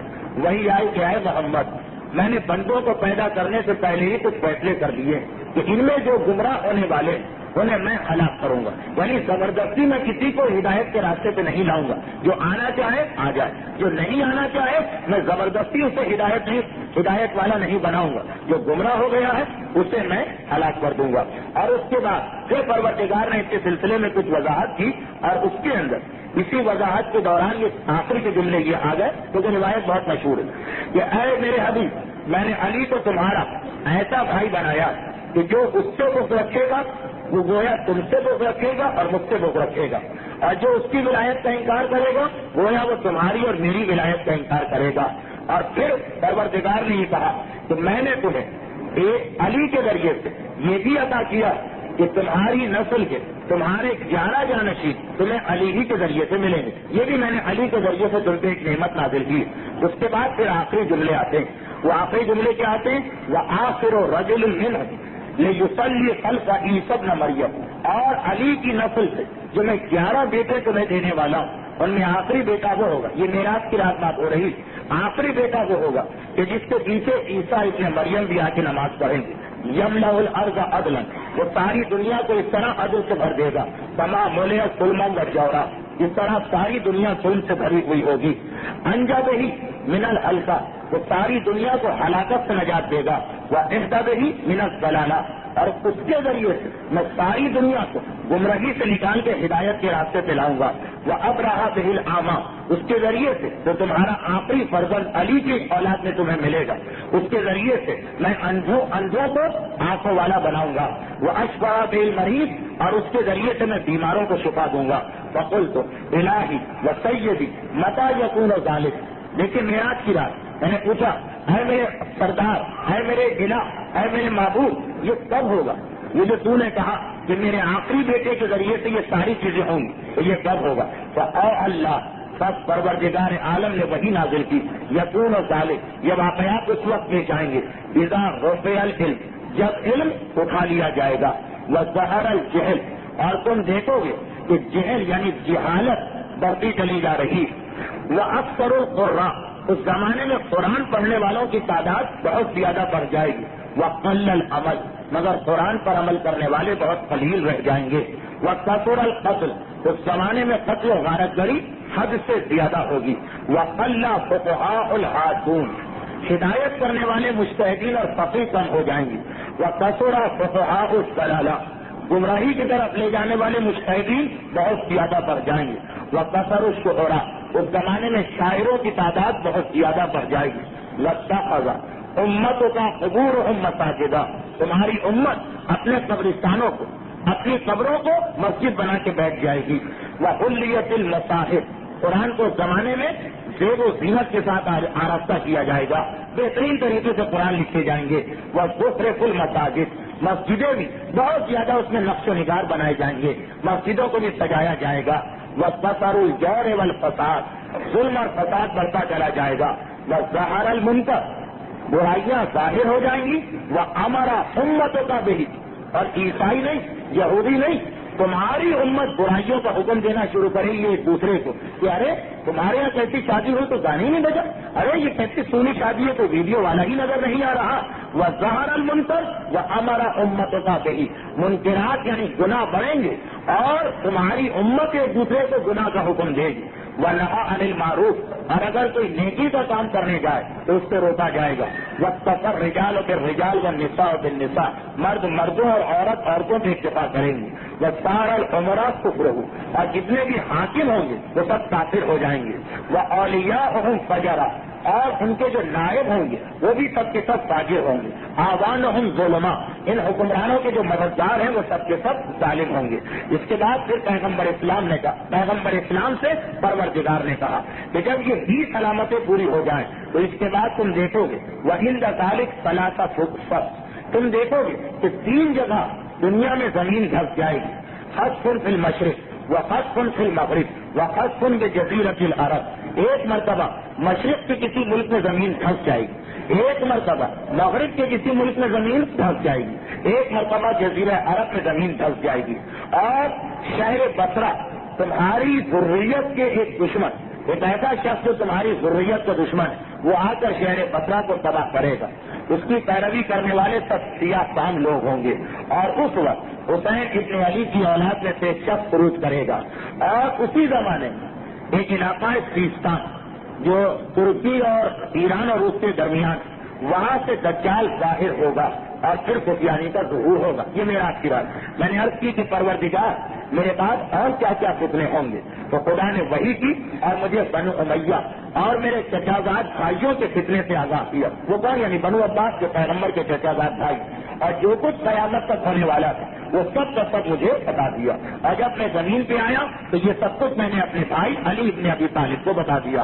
تو معراج میں سب سے پہلے تو آپ نے پیغمبر کی دعا سنی، اس کے بعد پھر آپ نے پروردگار عالم کے کچھ چھوٹے جملے سنے، اور آخر میں یہ حدیث جس کا نام ہے حدیث المعراجیہ، یہ آپ نے سنی کہ جس میں اللہ نے رسول کو علی کی ولایت کا حکم دیا اور ساتھ ساتھ آخری زمانے تک کے سارے حالات بتا دیے۔ یہ 26 نشانیاں جو آپ نے ظہور ایمان کی سنی، یہ سب سے پہلے شب معراج وحی کی گئی۔ اب روایت یہ کہ اس حدیث کے اختتام پر پروردگار نے ایک مرتبہ پھر بطور تاکید کہا کہ اے میرے حبیب، تم دنیا میں جانے کے بعد اپنے بھائی علی کی ولایت کا اعلان کرنا اور اپنے بھائی علی کی شادی اپنی بیٹی فاطمہ سے کرنا، خاص طور پر آخر میں 2 حکم دیے گئے۔ اچھا، اس روایت کے بعد یہ روایت ہم تک آئی ہے چھٹے امام کے ذریعے۔ چھٹے امام نے اپنے راوی سے، کون ہے راوی؟ ابو بصیر، راوی سے کہا کہ اے ابو بصیر، خدا کی قسم علی کی ولایت کوئی زمین کی چیز نہیں ہے، یہ آسمان سے نازل ہونے والا حکم خدا ہے۔ تو اس شب معراج اہم ترین پیغام، اس کے بعد ولایت علی کا پیغام آیا۔ اچھا، اب بعض علماء نے لکھا کہ اس کے فوراً بعد، کیونکہ معراج کے سفر کے بعد انشاءاللہ آئندہ سال جب سیرت رسول کی 46ویں تقریر شروع ہوگی تو آپ دیکھیں گے کہ معراج کے بعد پیغمبر مدینے جانے کی تیاری فرما رہے تھے۔ معراج کے بعد پیغمبر مدینے گئے، تو اسی معراج کے سفر میں اس حدیث کے بعد جس میں علی کی ولایت، علی اور فاطمہ کی شادی اور امام زمانہ کے ظہور کی باتیں ہوئی، اس کے بعد پھر پروردگار عالم نے پیغمبر کو وہ 14 اصول دیے جن پر مدینے کی اسلامی حکومت قائم ہونا تھی، بلکہ قیامت تک کے لیے تمام مسلمان جہاں بھی ایک اسلامی حکومت قائم کریں گے اس میں یہ 14 اصول کام آئیں گے۔ وقت بہت کم رہ گیا، میں بات کو بہت تیزی سے ختم کر رہا ہوں، بس یہ آخری ٹکڑا۔ اچھا، یہاں پر میں پھر یاد دلا دوں کہ معراج ہی کے سفر میں پیغمبر کی ایک دعا اور ہمارے پاس آتی ہے سورہ بنی اسرائیل، رب ادخلنی مدخل صدق واخرجنی مخرج صدق واجعلنی من لدنک سلطانا نصیرا۔ اے میرے پروردگار، جہاں پر مجھے داخل کر ایسی صدق سچائی کے ساتھ داخل کر، اے میرے پروردگار جہاں سے مجھے خارج کر تو حق اور سچائی کے ساتھ خارج کر۔ یہ ہجرت کی دعا، پیغمبر کو معراج میں ہجرت کی دعا دی جا رہی ہے، یہ دعا کرو تاکہ مسلمان ہجرت کے لیے تیار۔ اور وجعلنی من لدنک سلطانا نصیرا، اور یہ دعا کرو کہ اے میرے پروردگار تو اپنی طرف سے میرے لیے ایک مددگار مقرر کر جو سلطان ہو، یعنی طاقت والا ہو، صاحب طاقت ہو۔ گویا ولایت علی کا ایک اشارہ مل رہا کہ اے میرے پروردگار، میں اس مکے سے نکلنا چاہتا ہوں تو مجھے صداقت کے ساتھ مکے سے نکال، اور ایک مددگار ہو جو صاحب طاقت ہو میرا ساتھی بنا۔ یہ پیغمبر کی زبان سے دعا آئی۔ اب روایت میں یہ کہ اس کے بعد پروردگار نے 14 حکم دیے، 14 حکم دیے۔ میں اس کو بہت مختصر کرتا ہوں، اگر آپ تفصیل چاہیں تو سورہ بنی اسرائیل میں دیکھ لیجیے جا کر، لیکن ایک ایک جملہ اس کا انتہائی اہم ہے۔ وَقَضَىٰ رَبُّكَ أَلَّا تَعْبُدُوا إِلَّا إِيَّاهُ۔ پہلا حکم آیا، یہ معراج کا خلاصہ ہو رہا کہ سفر معراج میں کیا ہوا۔ تمہارے پروردگار نے حکم لگا دیا اس کے علاوہ کسی کی عبادت نہ کرنا۔ یہ پہلا اصول اسلامی حکومت کا، شرک برداشت نہیں کیا جائے گا، خدا کی ذات کے اندر کسی قسم کی شرکت برداشت نہیں ہوگی۔ وَبِالْوَالِدَيْنِ إِحْسَانًا، دوسرا اصول۔ دیکھیے اسی معراج میں وہ دعا ملی، رَبِّ ارْحَمْهُمَا كَمَا رَبَّيَانِي صَغِيرًا۔ اے میرے پروردگار، میرے والدین پر اس طرح رحمت نازل کر جس طرح انہوں نے بچپنے میں مجھے پالا۔ یہ دعا بھی معراج کے سفر میں ملی. تو قرآن میں دوسرا حکم آیا وبالوالدین احسانا، والدین کے ساتھ احسان کرنا. کوئی اسلامی حکومت، کوئی اسلامی معاشرہ چل ہی نہیں سکتا جب تک انسان اپنے والدین کا حق ادا نہ کرے. تیسرا اصول وآت ذی القربى حقہ والمسکین وابن السبیل، اور اپنے رشتے داروں کو، معاشرے کے غریب لوگوں کو اور مسافروں کو ان کا حق ادا کرو. قرآن نے یہ نہیں کہا ان پر رحم کھاؤ، قرآن نے یہ نہیں کہا ان کو بھیک دو، قرآن نے یہ نہیں کہا کہ ان کو خیرات دو.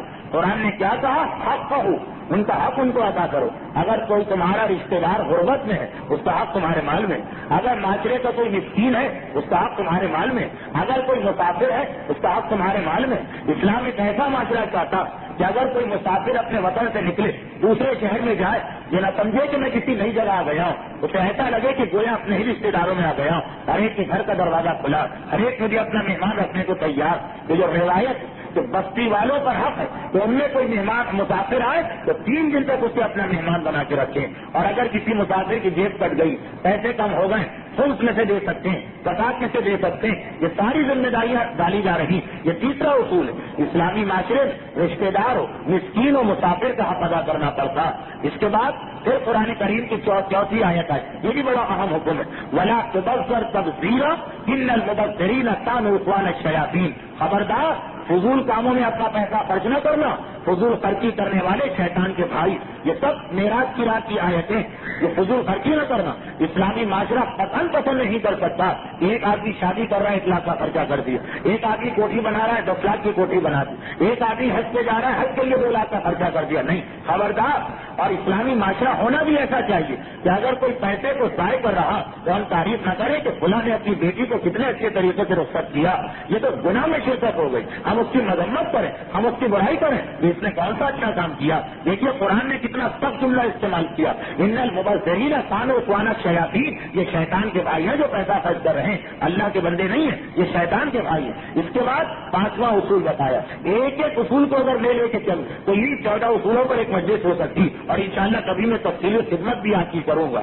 ابھی تو معراج مکمل ہو جائے. اس کے بعد 5واں حکم آیا. 5واں حکم ولا تجل یدک مغلولۃ الی عنق ولا تبسطها کل البسط فتقعد ملعوما محصورا. 5واں اصول زندگی کس طرح گزرے گی وہ قرآن بتا رہا. اپنے ہاتھوں کو نہ اتنا کھول دو کہ جو اللہ نے دیا اس سب بانٹ دیا، نہ اپنے ہاتھوں کو اپنی گردن سے باندھ کے رکھو. یعنی اسلامی معاشرے میں نہ کنجوسی کی گنجائش ہے اور نہ ضرورت سے زائد خرچ کرنے کی گنجائش ہے. قرآن کیا کہہ رہا ہے؟ ولا تجل یدک، اپنے ہاتھوں کو قرار نہ دو مغلولۃ الی عنق، کہ بالکل باندھ کے رکھا ہے اپنی گردن سے، ایک پانی خرچ نہیں کر رہے ہیں، جان چلی جائے پیسہ خرچ نہیں ہوگا. نہیں، ولا تبسطها کل البسط، اور نہ ایسا ہو کہ بالکل پھیلا دیا تم نے پیسے کو، ادھر پھینکا ادھر پھینکا ادھر پھینکا ادھر پھینکا، فتقعد ملعوما محصورا، اور بعد میں تم غمگین ہو کے بیٹھ جاؤ کہ اب تو میرے ساتھ کچھ نہیں رہا. معاشرے میں نہ کنجوسی برداشت ہے نہ ضرورت سے زیادہ پیسے کا خرچہ برداشت ہے. یہ 5واں اصول قرآن نے بتایا. اب آئیے 6واں اصول ولا تقتلوا اولادکم خشیۃ املاق نحن نرزقهم وإیاکم ان قتلهم کان خطئا کبیرا. خبردار، غربت کے ڈر سے اپنی اولاد کو قتل نہ کرنا. یہ سوچتے کہ کھلائیں گے کہاں سے، پہنائیں گے کہاں سے، اتنا پیسہ کہاں ہمارے پاس ہے. لا تقتلوا اولادکم خشیۃ املاق، غربت کے ڈر سے اپنی اولاد کو قتل نہ کرنا. اب قرآن پھر اعلان تو سنیے قرآن کا. دیکھیے قتل کرنے کی کئی قسمیں: گردن مروڑ کے پھینک دینا، زہر دے دینا، قبر میں زندہ دفن کر دینا، پیدا ہونے سے پہلے ہی مار دینا، حمل گرا لینا. یہ ساری چیزیں قتل اولاد میں آ گئی.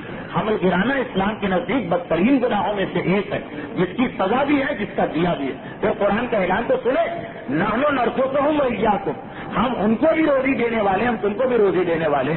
تم کیا سمجھ رہے؟ کیا تم اپنی قوت کا پیدا کیا ہوا حاصل کر رہے؟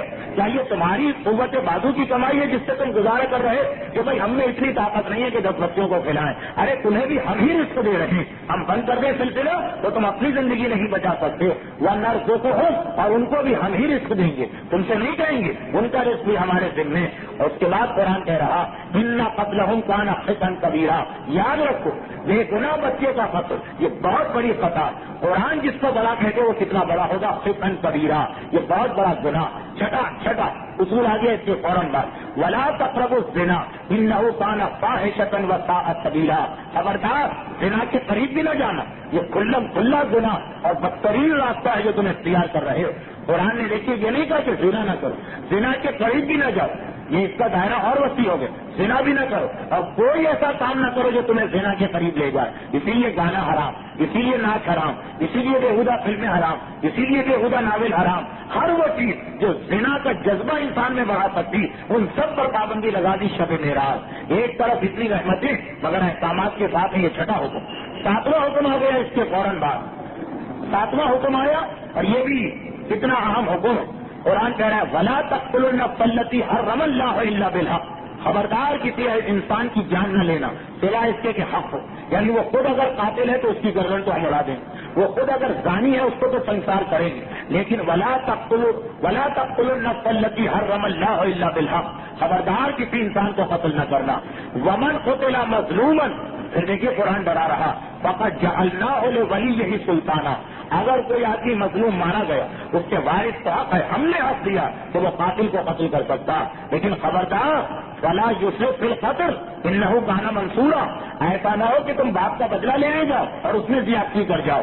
کتنے احکامات اس ایک میں آ گئے، قتل ایک نے کیا ہے مجھ سے پورے محلے کو آگ لگا دے، قتل ایک نے کیا ہے مجھ کی پوری قوم سے ناراض ہو جائے، قتل ایک نے کیا ہے مجھ کی اولاد کو مارے، نہیں، ہم نے مظلوم کے وارثوں کو حق دیا ہے کہ بدلہ لے، لیکن فلا یسرف فی القتل، بدلہ لینے میں وہ اسراف نہ کریں، بدلہ لینے میں وہ زیادتی نہ کریں، انہ کان منصورا، اگر وہ حد میں رہیں گے تو ہمارا وعدہ ہے کہ ہم ان کی مدد کریں گے، قرآن کہہ رہا۔ اور اس کے بعد قرآن کا اگلا حکم ہمارے سامنے آ رہا، ایک اسلامی معاشرہ کس طرح قائم ہونا چاہیے۔ اس کے بعد اگلا حکم آ رہا ان ربک یبسط الرزق لمن یشاء ویقدر، خبردار رزق کا جو مسئلہ اس میں ایک بات یاد رکھنا کہ بعض اوقات خدا کسی کو زیادہ دیتا ہے کسی کو کم دیتا ہے، اپنی ایسا نہ ہو کہ مثلا کسی کی حلال کمائی ہے تم اس سے چھین چھین کے دوسروں کو دینا شروع کر دو، یہ غلطی نہ کرنا، روس اور چین یہ غلطی کر کے پچھتا رہے، تم بھی اس غلطی سے نہ اتر آنا، اس کی تشریح میں تو ہم بہت جا سکتے ہیں، وقت کہاں۔ اس کے بعد قرآن کہہ رہا وَأَوْفُوا الْعَهْدَ إِنَّ الْعَهْدَ كَانَ مَسْئُولًا، جتنے ایگریمنٹ اور معاہدے کرو سب کو پورا کرو، ایک ایک معاہدے کے بارے میں میدان قیامت میں سوال ہوگا۔ وَأَوْفُوا الْكَيْلَ إِذَا كِلْتُمْ وَزِنُوا الْقِسْطَاسَ الْمُسْتَقِيمَ، اور جب وزن کر کے کسی کو دو تو بالکل صحیح ناپنا اور تولنا، قیامت میں اس کے بارے میں بھی سوال ہوگا۔ وَلَا تَقْفُ مَا لَيْسَ لَكَ بِهِ عِلْمٌ إِنَّ السَّمْعَ وَالْبَصَرَ وَالْفُؤَادَ كُلُّ أُولَٰئِكَ كَانَ عَنْهُ مسؤولا، خبردار ایسی چیز کے پیچھے نہ پڑنا جس کے بارے میں تمہیں یقین نہ ہو۔ یہ 13واں بڑا اہم اصول، اسی لیے غیبت کی اجازت نہیں، اسی لیے کسی کے بارے میں بدگمانی کی اجازت نہیں، اسی لیے کسی کے گھر میں جھانکنے کی اجازت نہیں، اسی لیے ستاروں کا علم حاصل کرنے کی اجازت نہیں، جنات کی حاضری کی اجازت نہیں، کہ یہ سب چیزیں اندازے کی ہوتی ہیں۔ قرآن کہہ رہا ہے خبردار سوائے یقینی بات کے اور کسی بات کو حاصل نہ کرنا، قیامت میں تمہارے دل کے بارے میں سوال، آنکھ کے بارے میں سوال، کان کے بارے میں سوال۔ اور آخری حکم، کیونکہ مدینے میں اسلامی حکومت جو قائم ہوگی تو مسلمانوں کو طاقت ملے گی۔ اب آخری حکم سن لیجیے، آخری حکم، اور اس کے بعد قرآن کیا کہہ رہے ہیں وَلَا تَمْشِ فِي الْأَرْضِ مَرَحًا إِنَّكَ لَن تَخْرِقَ الْأَرْضَ وَلَن تَبْلُغَ الْجِبَالَ طُولًا، خبردار زمین میں اکڑ کے نہ چلنا، نہ تمہارے پاؤں زمین کو پھاڑ سکتے ہیں، نہ تمہارا تنا ہوا سینہ اور اٹھا ہوا سر جبال سے پہاڑوں سے بلند ہو سکتا، نہ تم پہاڑ سے اونچے ہو سکتے ہو یہ سینہ تان کے کیوں چلنا، نہ تم زمین کو پھاڑ سکتے ہو یہ پیر اکڑا اکڑا کے کیوں چلنا، لا تمشِ فی الارض مرحا، تکبر کے ساتھ نہ چلنا، کیونکہ اب دیکھیے حکومت قائم ہونے والی، ابھی تک تو مسلمان مظلوم، اب ہاتھ میں طاقت آئے گی، ایسا نہ ہو کہ طاقت آ کے دماغ خراب ہو جائے، تکبر پیدا ہو جائے، نہیں، سب کی اسلام نے مذمت کر دی، وہ سارے گناہ جو ایک معاشرے کو تباہ کر سکتے ہیں شب معراج بتا دیے گئے، احکامات آ گئے، کیونکہ اب تک مکے میں مسلمان بیچارے مظلوم ہے، اب مدینے میں جا کے خود طاقت آنے والی، ایسا نہ ہو کہ اب تک جو مظلومیت کی وجہ سے گناہ نہیں ہو رہے تھے، طاقت آ کے، پیسہ آ کے، حکومت آ کے گناہ شروع ہو جائیں۔ یہ آخری پیغام دیا، اور اس کے بعد پروردگار نے کہا، کہ اے میرے رسول میں تمہارا پروردگار، اے میرے حبیب میں تمہارا پروردگار، تم میرے رسول، اور تمہارے بھائی علی کو میں نے تمہارا ناصر و مددگار بنایا، اس امت کا بدترین انسان اس کو شہید کرے گا۔ اے میرے حبیب میں نے تمہارا نام اپنے نام میں سے نکالا، میں پروردگار حمید ہوں، میں نے تمہارا نام محمد اور احمد رکھا، اور تمہارے بھائی علی کا نام بھی اپنے نام میں سے نکالا، میرا نام علی الاعلیٰ ہے، اس سے میں نے علی کا نام بنایا، اب تم زمین پہ جاؤ، اب تم زمین پہ جاؤ، اے ابو القاسم تمہارا آنا بھی مبارک ہو، تمہارا جانا بھی مبارک ہو۔ اس انداز سے پیغمبر اسلام کو رخصت کیا گیا اور پیغمبر نے واپسی کا سفر شروع کیا۔ سدرۃ المنتہا پہ جبرائیل امین چوتک کھڑے، پیغمبر اسلام کا انتظار ہو رہا۔ پیغمبر اسلام جب پہنچے سدرۃ المنتہا پر، ایک جملہ اور سن لیجیے، پیغمبر نے کہا کہ سدرۃ المنتہا کے آگے میں نے بہت ساری ایسی چیزیں دیکھی جن کو بیان کرنے کی اجازت نہیں، جتنی اجازت ہے اتنا میں تم کو بیان کر رہا ہوں۔ لیکن شیعت کا متفقہ عقیدہ ہے کہ پیغمبر اسلام نے خدا کو نہیں دیکھا، اس لیے کہ پروردگار عالم آنکھوں سے نظر آ ہی نہیں سکتا ہے۔ کم از کم یہ بات طے شدہ کہ جو اکثر لوگ پڑھ دیتے ہیں شعروں میں اور نعتوں میں، کم سے کم پیغمبر نے خدا کو نہیں دیکھا۔ یہ نور تھا جو سبز پردے میں سوئی کی نوک کے برابر سوراخ سے نکل رہا، وہاں یہ ساری باتیں ہیں۔ نور خدا کو دیکھا ہے، خدا کو نہ دیکھا ہے نہ خدا دیکھا جا سکتا۔ البتہ اور بہت سی باتیں ہیں جن کے بارے میں کہا کہ مجھے بیان کرنے کی اجازت نہیں۔ لیکن جب سدرۃ المنتہا پہ جبرائیل نے پوچھا اللہ کے رسول آخر میں آپ نے اپنے لیے بھی کچھ مانگا، تو کہا کہ ہاں۔ دیکھیے یہ بھی بڑا اہم مسئلہ، ایسا نہ ہو کہ ہم خدا کے یہاں جائیں بغیر مانگے آ جائیں۔ روایت ہے کہ خدا کو انتہائی ناپسند ہے وہ بندہ جو خدا سے کچھ مانگنے کو تیار نہیں ہو رہا۔ خدا ناپسند کرتا، کہتا ہے آؤ اور آ کر مجھ سے مانگو۔ جبرائیل پوچھ رہے ہیں آپ نے آخر میں کچھ مانگا بھی؟ دیکھیے شروع میں رسول نے دعا کی امت کے لیے، پھر خدا نے تحفے دیے امت کے لیے، پھر پیغمبر کو تحفے دیے کہ تمہارا آخری بیٹا عیسیٰ کو نماز پڑھائے گا۔ اس کے بعد 14 احکام دیے۔ پوچھا جا رہا ہے کہ آپ نے اپنے لیے بھی کچھ مانگا، اور یہ بھی ایک درس ہم کو دیا جا رہا۔ معصوم کہہ رہے ہیں ان الذین یستکبرون عن عبادتی سیدخلون جہنم داخلین۔ قرآن کہہ رہا وہ لوگ جو ہمارے سامنے اکڑ کے بیٹھتے ہیں ہم انہیں جہنم میں داخل کریں گے، نہیں خالی نہیں ذلیل کر کے جہنم میں داخل کریں گے۔ پوچھا راوی نے مولا قرآن نے بہت سارے گناہ گاروں کو جہنم کی بات بتائی، یہ ذلیل کرنے کے لفظ کبھی نہیں آئے، یہ کون لوگ ہیں؟ تاکہ وہ لوگ ہیں جو خدا کی نعمتوں کی دعا نہیں کرتے ہیں، جو اپنی زبان پہ یہ چیزیں نہیں لاتے۔ ٹھیک ہے شروع میں نہ لاؤ مگر آخر میں ضرور لاؤ۔ خدا کے علاوہ ہے کون کہ جس سے ہم مانگیں گے؟ آخرت بھی خدا دے گا، دنیا بھی خدا دے گا، تو یہ مانگنا کوئی بری چیز نہیں۔ ابراہیم نے پوچھا کہ آپ نے کچھ مانگا؟ کہا کہ ہاں۔ میں نے کہا پروردگارا تو نے ابراہیم کو خلیل بنایا، موسیٰ سے کوہ طور پہ بات کی، ادریس کو بلند مقام پہ بلند کیا، داؤد کو ظہور عطا کی، سلیمان کو ایسا ملک دیا کہ لا ينبغي احد، قرآن کہہ رہا کہ کسی کو نہیں دیا گیا۔ پروردگارا تو مجھے کیا دے رہا؟ آواز آئی کہ اے میرے حبیب ابراہیم خلیل بنے تھے، تم میرے حبیب بنے ہو۔ خلیل اس دوست کو کہتے ہیں جس کا مقام نیچے ہو، حبیب اس دوست کو کہتے ہیں جس کا مقام بلند ہو۔ ابراہیم کو خلیل بنایا ہے، تمہیں حبیب بنایا، یہ خدا کہہ رہا۔ میں خود اپنی طرف سے کوئی حدیث قافیہ نہیں ملا رہا ہوں۔ موسیٰ سے کوہ طور پہ بات کی ہے، تم سے میں نے بساط نور پہ بات کی ہے، یہ حدیث کا جملہ۔ اور ہے میرے حبیب سلیمان کو میں نے دنیا کی حکومت دی، تمہیں آخرت کی حکومت دی ہے، شفاعت تمہارے ہاتھ میں، جنت تمہارے ہاتھ میں، میدان قیامت تمہارے ہاتھ میں۔ اگر داؤد کو میں نے زبور دی ہے تو تمہیں میں نے قرآن عظیم اور سورہ الحمد و سورہ بقرہ عطا کیا۔ اے میرے حبیب جو کچھ انبیاء کو ملا ہے اس سب سے بڑھ کے تمہیں ملا۔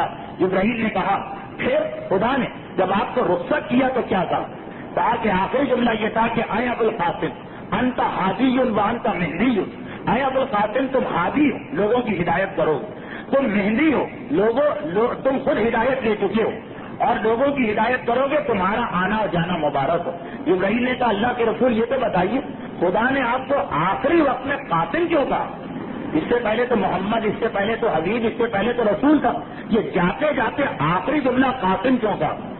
پیغمبر اسلام نے کہا پروردگار بہتر جانتا، ایک دم سے وہی آواز آئی اے میرے حبیب اس کی بھی مصلحت سن لو۔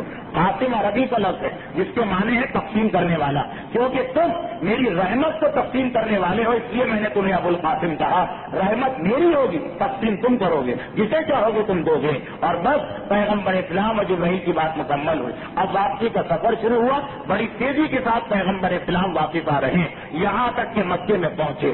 لیکن یہ جو ساری گفتگو آپ نے 6 ہفتے میں سنی، یہ ساری گفتگو اتنے جلد مکمل ہو گئی کہ جب پیغمبر چلے تو ایک شخص نے دروازے کی کنڈی ہلائی تھی، کنڈی اب تک ہل رہی ہے۔ ایک آدمی نے لوٹے سے پانی ڈالا تھا، اب تک پانی کی دھار کا سلسلہ جاری ہے۔ جس بستر سے رسول اٹھ کے گئے تھے اس کی گرمی اب تک باقی ہے اور پیغمبر جا کے آ گئے۔ مگر اس دوران ابو طالب ایک چکر لگا کے گئے۔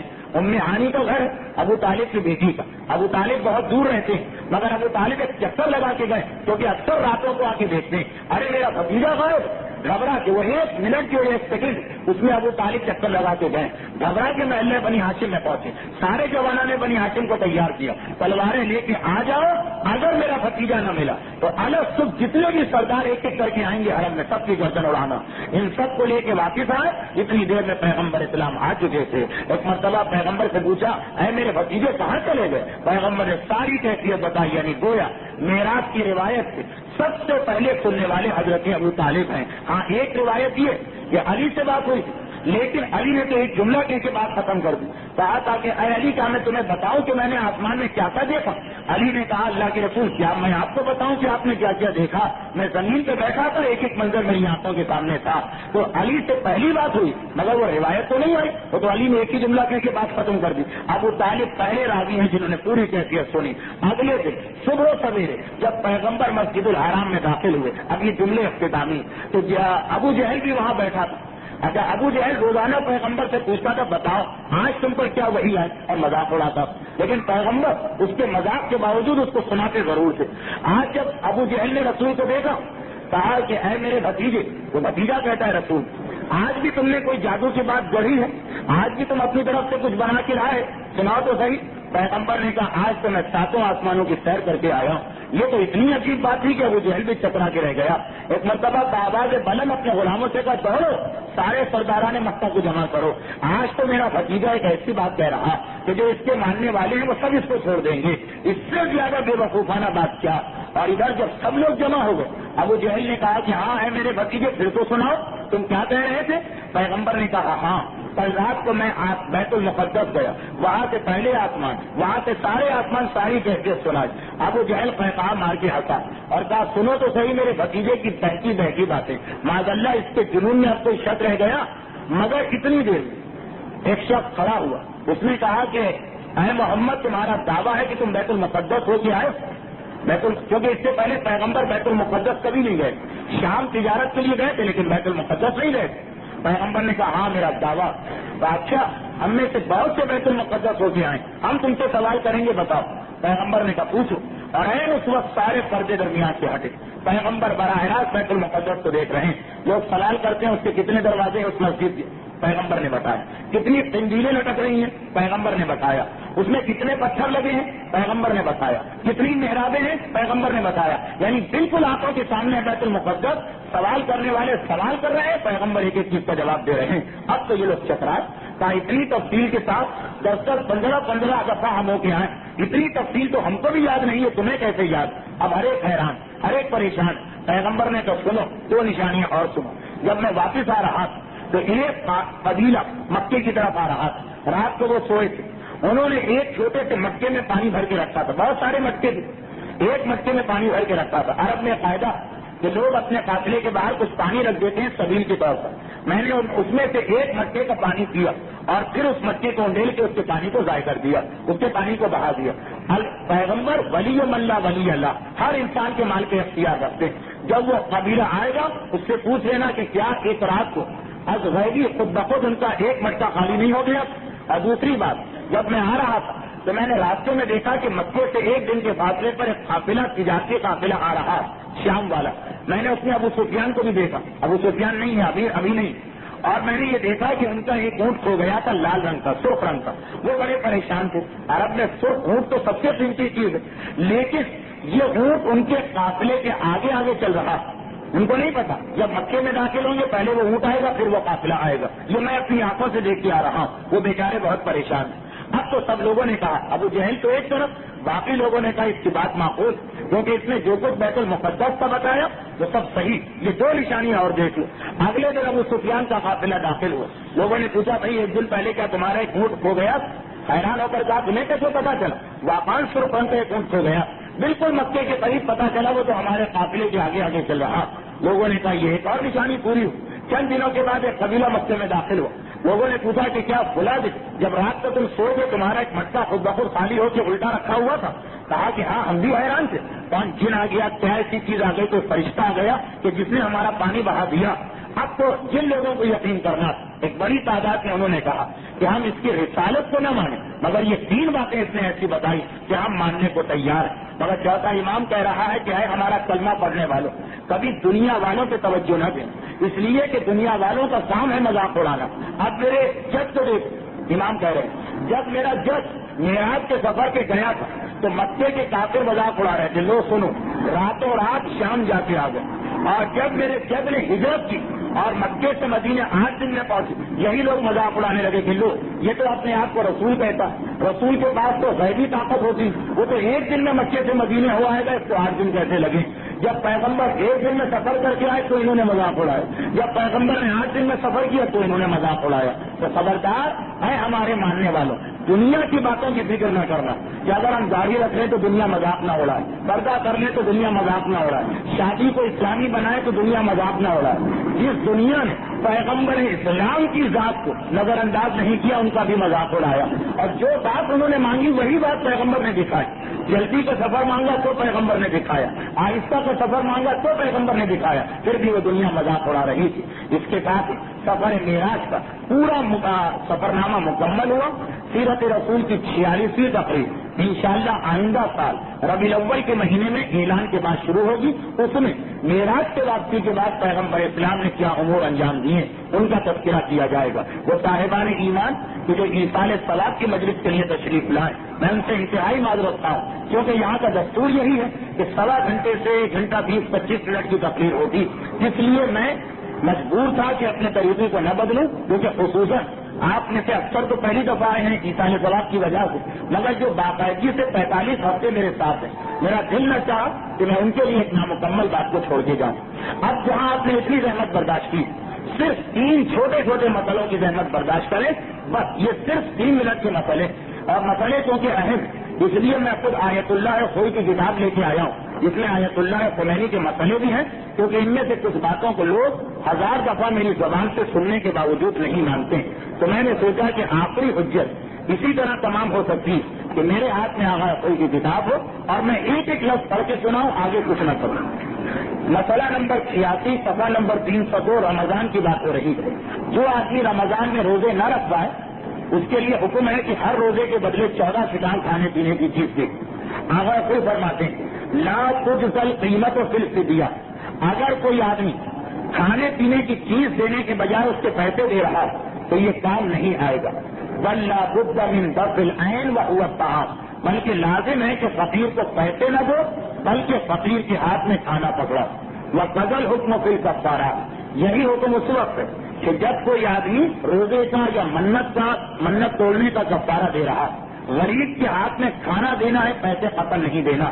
یہ غلطی اکثر ہوتی کہ رمضان کا مہینہ شروع ہوا، بیمار آدمی روزے نہیں رکھتے ہیں، حاملہ عورت روزے نہیں رکھتی ہے، اس نے پیسے نکالے اور پورے مہینے کے پیسے کسی فقیر کو دے دی.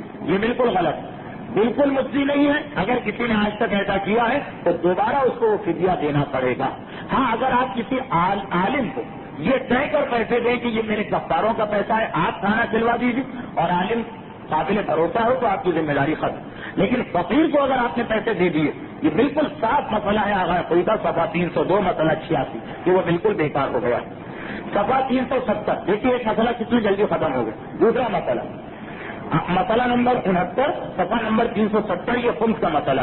آغا خوئی فرماتے ہیں ولا يجوز له التصرف في العين بعد انتہاء السنہ قبل ادائه، اگر کسی آدمی کے مال میں خمس واجب ہو گیا تو اس کے بعد اس کے لیے 1 دن بھی تاخیر جائز نہیں، اور جب تک کہ وہ خمس نہیں ادا کرے گا. جملہ کیا ہے کہ لا يجوز التصرف قبل ادائه، خمس ادا کرنے سے پہلے اپنے مال میں ہاتھ لگانا، اس کو استعمال کرنا حرام اور گناہ. آغا کوئی فرما رہے وجوباً عدم التصرف کی بازیہ ایضاً وان کان مقدار الخمس باقیا فی البقیہ، بلکہ یہ بھی حرام. تو مثلا آپ کے پاس 1000 روپے اس کا 200 خمس بنتا. آغا کوئی فرما رہے جب تک کہ یہ 200 آپ ادا نہیں کریں اس وقت تک اپنے مال میں ہاتھ نہیں لگا سکتے. اور آغا کوئی فرما رہے ہیں یہ بھی حرام کہ آپ 200 روپے نکال کے ایک طرف رکھ دیجیے کہ یہ میرا خمس ہے، باقی 800 میں استعمال کرتا ہوں. یہ بھی جائز نہیں، کیونکہ خمس نکالنے سے مال حلال نہیں ہوتا بلکہ خمس ادا کرنا لازم. ہمارے اکثر یہ ہوتا ہے کہ وہ پیسے نکال کے رکھ دیے کل پہنچا دیں گے، 2 दिन के बाद पहुंचा देंगे, 6 महीने के बाद पहुंचा देंगे। खुसूसन जो बड़े बड़े मालदार लोग 10-10, 20-20, 50-50 हजार सहने सादात सराय की, ठीक है, जब कोई मुस्तहक आएगा उसको दे देंगे। अगर कोई फरमा रहे हैं कि हराम, अगर आपके माल में खुम्स वाजिब हो गया, जब तक ये खुम्स अदा न करे सारा माल हराम हो गया। यहाँ तक कि खुम्स के पैसे निकाल के अलग रख दिए फिर भी हराम रहेगा, क्योंकि निकालने से कभी खुम्स नहीं बनता। आप निकाल भी दें तब भी आपका वो माल भी हराम है जो आपने निकाला, बाकी माल भी हराम है कि जो आपने ये समझ के कि पाक हो गया इस्तेमाल किया। बल्कि खुम्स को आगा कोई का जुमला ये कि जब तक कि खुम्स को अदा न करे उस वक्त तक जायज नहीं है कि इंसान अपने माल को इस्तेमाल करे। हाँ, वह इज़ा ज़मीनहु बिइज़्निल हाकिम शरई था। हाँ, अगर मुस्तहक के वकील से पूछ ले कि भाई मैं 2 दिन बाद निकालूंगा, वो इजाजत दे दे तो ठीक है, साहब फिर सही, लेकिन बगैर इजाजत के 1 घंटा रखना भी आपके लिए जायज नहीं। जब तक कि अदा न करेंगे खुद, जिस माल में से खुद निकाला है वो सब का सब हराम रहेगा। यानी जब तक कि 200 रुपए हाथ में नहीं पहुंचाएंगे हाकिम शरअ, वो 200 तो है ही हराम, 800 भी आपके लिए हराम रहेंगे। अगर आपके घर में फर्ज कीजिए कि मसलन बतौर मिसाल 3 चादरें हैं, जिनका 5 चादरें हैं, खुम्स वाजिब हो गए, 1 चादर का आपने 1 चादर निकाल के रख ली, नहीं, बाकी 4 चादरें भी हराम रहेंगी इस्तेमाल करना। आपके पास 5 बनियाने हैं, उसमें से 1 खुम्स निकाल दिया आपने, वो 1 तो है ही हराम, बाकी 4 को इस्तेमाल करना भी हराम है जब तक कि आप हाकिम शरअ के हाथ में खुम्स न दे दें या उससे इजाजत लेके रखें पहले से तो भाई 2 दिन लगेंगे 4 दिन, वरना खुम्स का जो निकाल के रखा है वो भी हराम, जो बाकी है वो भी हराम। ये बड़ा अहम मसला है जिसको अमूमन लोग नजरअंदाज करते हैं। और एक आखिरी मसला जिसके साथ ये गुफ्तगू खत्म, आखिरी मसला सबका नहीं, हमारे अक्सर ये होता है कि लोग मरने वाले के मरने के बाद सोचते हैं कि भाई इसको नजफ ले जाएंगे, इसकी मैयत को करबला ले जाएंगे, ताजमहल ले जाएंगे। उस मसले को अगर कोई बयान कर रहे, उसमें एक गुना हमारे यहाँ होता आ रहा था, अब शायद कम हो गया। मैंने कब्रिस्तानों में देखा था, अलबत्ता जिस कब्रिस्तान में मुझे जाना होता है जहाँ मेरे अहिज़ा, वहाँ अब तक मेरे सामने कि वो जमीन के ऊपर एक चबूतरा बनाकर उसके अंदर मैयत को रख देते। क्योंकि मसला ये है कि मैयत को दफन करने के बाद कब्र खोदना तो हराम हो जाता, तो उससे बचने के लिए लोग क्या करते हैं कि मसाला लगा के, जिसे हम उर्दू में कहते हैं मैयत को सौंपना, मैयत को अमानतन रखना, फिर वो दफन नहीं करते, जमीन के ऊपर जो है उसको रख देते हैं। उसका मसला आगा कोई बता रहे हैं। आगा कोई का जुमला सुन लीजिए। आगा कोई पहला जुमला तो ये नकल करते हैं कि एक शहर से दूसरे शहर तक मैयत को ले जाना ही मकरूह, हराम तो नहीं है लेकिन मकरूह, यानी बेहतर है कि मैयत को मुंतकिल न करें एक शहर से दूसरे शहर, सिवाय मशाहिद मुशर्रफा के। हाँ, जो मासूमीन के मकामात है वहां ले जाना तो बिल्कुल जायज है, बल्कि उसके अंदर फइन्नहु यस्तहिब फरमाते हैं कि मशाहिद मुशर्रफा में मैयत को ले जाना तो मुस्तहब है, वला सय्यमल गरीब वल हाइर, खुसूसन नजफ में और करबला में, क्योंकि बाज़ रिवायात में ये अगर का जुमला अन्ना मिन खवातिल अव्वल, वहां पे मैयत दफन करने का सबसे पहला फायदा क्या है, इस्बात अज़ाबिल क़ब्र, अज़ाब क़ब्र साबित हो जाता है, वह मुहासिबत मुनकरीन व नकीर, मुनकर व नकीर का हिसाब भी खत्म हो जाता, तो उसमें तो बिल्कुल जायज है, लेकिन इस एहतियात के साथ ला यजूज़ु तौदीह अल मुतआरफ इंद बाज़ शिया अय्यदहुमुल्लाहु तआला बिवज़इल मय्यत फी मौज़िन वल बना अलैह, फरमा रहे जायज नहीं, हराम है मैयत को उस तरह से अमानत रखना जो बाज़ शियों के नजदीक राइज है, बाज़ शियों के नजदीक राइज है। और फिर तो लिखते हैं अय्यदहुमुल्लाहु तआला, परवरदिगार इन शियों की तौफीकात बढ़ाए। इन शियों के नजदीक जो एक अमल जायज है, जो एक अमल राइज है, वो जायज नहीं। वो क्या अमल है कि मैयत को एक जगह रखते हैं, फिर उसके ऊपर एक चबूतरा सा बना देते हैं, सुम्मा नक़लहु इलल मशाहिद, फिर उसे बाद में मुंतकिल करते हैं रोज़ों की तरफ, ये जायज नहीं। बलिल लाज़िम, बल्कि वाजिब है अन युदफना, कि मैयत को कब्र खोद के कब्र के नीचे दफन करे, उसके बाद सुम्मा यंतकिल बाद ज़ालिक, फिर बाद में जब ट्रांसफर करना तो कब्र खोद के निकाल ले बिइज़्निल वली, मगर पहले तो उसके वली से पूछे तो तुम राजी हो या नहीं। दूसरी शर्त यह है कि ला युवद्दी इला हद हुर्मतिही, कब्र खोदने में मैयत की तौहीन न हो रही, ये 2 शर्तें हैं, फिर जायज है कि कब्र खोद के जब ले जाना मैयत को ले जाओ। लेकिन अगर वली राजी नहीं है, वली का मतलब क्या है, 4 बेटों में से एक भी मना कर दे हराम हो जाएगा, वली का मतलब सारे बेटे राजी, یا ولی تو راضی ہے ٹھیک ہے میرے باپ کی میت کربلا جائے، مگر اتنے دن ہو گئے کہ اس میں بے حرمتی ہوگی قبر کھودنے میں، پھر بھی حرام ہو جائے گا۔ لیکن اگر ولی بھی راضی ہے، کوئی بے حرمتی بھی نہیں ہو رہی ہے، تو پھر جائز ہے کہ کربلا لے جانے کے لیے قبر کو کھود سکتے ہیں۔ لیکن شروع ہی سے اس مسئلے سے بچنے کے لیے تمہیں قبر کھودنا اور بے حرمتی ہونا اس سے اچھا ہی ہے کہ قبر میں دفن ہی نہ کرو، زمین پہ رکھ کے اس کے اوپر ایک چبوترا بنا دو، وہ بالکل حرام ہے۔ یہ آغا کوئی کا بھی مسئلہ ہے، یہی آغا خمینی کا۔ تینوں مسئلے جو میں نے پڑھے، کتاب میرے ہاتھ میں آغا کوئی کی ہے، مگر مسائل تینوں آغا خمینی کے بھی، اس لیے کہ میت کا اسلام میں ایک انتہائی احترام، اس احترام کا تقاضا یہی کہ میت کو بہرحال زمین کے اندر دفن کیا جائے۔ یہ جائز نہیں ہے کہ زمین کے اوپر رکھ کے ایک چبوترا بنا دے۔ اسلام اسے بھی میت کی بے حرمتی اور ایک ظلم سمجھتا ہے معاشرے پر، یہ حق نہیں ہے کہ اپنی مرضی سے میت کو رکھے۔ جو اسلام نے بتایا ہے وہ حکم، وہی حکم نافذ ہوگا۔ اندازہ کیا جا سکتا کہ جب ایک عام میت کے اتنے احترام کا اسلام قائل، ایک عام میت کے لیے اتنی بات کہہ رہا تو جو معصوم کی میت ہوگی اس کا مقام کیا ہوگا، جو معصوم کی میت ہوگی اس کی منزلت کیا ہوگی۔ آپ نے ہزاروں واقعات سنے ہوں گے موت کے، اور پھر وارثوں پہ کیا مظالم ہوتے ہیں، لیکن آج تک کبھی آپ نے یہ نہ سنا ہوگا کہ کوئی جنازہ گھر سے نکلنے کے بعد گھر میں واپس آیا تھا۔ یہ تاریخ میں اسی مرتبہ واقعہ پیش آیا۔ اس طرح اہل بیت کے فضائل ایسے ہیں کہ کوئی ان کا مقابلہ نہیں کر سکتا، اہل بیت کے مسائل بھی ایسے ہیں کہ کوئی ان کا مقابلہ نہیں کر سکتا۔ جس طرح اہل بیت کو پروردگار نے جو تحفے دیے ایسے تحفے کسی کو نہیں دیے، اسی طرح دشمنوں نے جیسے مظالم اہل بیت کو کیے ایسے مظالم کسی کے دشمن نے کسی سے نہ کیے ہوں گے۔ اندازہ کیا جا سکتا کہ امام حسن کے گھر کا دروازہ، ایک طرف شہزادی زینب کھڑی ہو رہی، میرے بھائی کا جنازہ ابھی نکل کے گیا، ایک طرف شہزادی ام کلثوم کھڑی ہو رہی، ایک طرف شہزادی ام سروا اس حالت میں کہ ننا قاسم گود میں ہے اور اپنی شوہر کا جنازہ جاتے دیکھ رہی ہیں۔ جب جنازہ گھر سے نکلتا ہے تو گھر کی خواتین کی کیا حالت ہوتی ہے؟ جنازہ گھر سے نکل گیا، خواتین روتے ہوئے گھر میں داخل ہو گئی ہوں گی، مگر ادھر یہ جنازہ قبر رسول کی جانب چلتا ہے اور ایک مرتبہ 70 یا 72 تیر چلے، حسن کے جنازے میں 72 تیر کے وقت ہوئے۔ حسین نے یہ منظر دیکھا، آواز دی، عباس نوجوان ہے، آواز دی عباس بھیا میرے بھائی حسن کے جنازے کو واپس لے کے آئے۔ جنازہ واپس آیا، حسین نے کہا عباس اس جنازے کو گھر میں لے چلو۔ ایک مرتبہ دروازہ کھلا، ایک مرتبہ پردہ ہٹا، جنازہ گھر میں داخل ہوا، آئے شہزادی زینب تڑپ کے کھڑی ہو گئی، بھیا حسین آج تک گھر سے نکل کے کوئی جنازہ واپس نہیں آیا، میرے بھائی حسن کا جنازہ کیوں واپس آ رہا ہے؟ آئے میرا مولا روتے روتے کہتا ہے زینب بہن سوال بعد میں کر لینا، پہلے بھیا کی میت سے تیر تو نکالو۔ یہ منظر آپ نے کبھی نہ دیکھا ہوگا، جنازہ درمیان میں رکھا ہے، ایک طرف حسین، ایک طرف زینب، ایک طرف ام کلثوم، ایک طرف میرا مولا عباس روتے جاتے ہیں، حسن کی میت سے تیر نکالتے جاتے ہیں۔ بس ایک جملہ کہہ کے بات ختم کروں، میرا آقا حسان، میرا مولا حسان، آج سے جیسا امتحان دینا پڑا ایسا امتحان کسی نے نہ دیا، مگر اتنا کہنے کو دل چاہتا ہے کہ ارے آپ کی میت سے کوئی تیر نکالنے والا مل تو گیا تھا، لیکن ہار وہ کربلا کا جنازہ جس سے کوئی تیر نکالنے والا بھی نہ تھا۔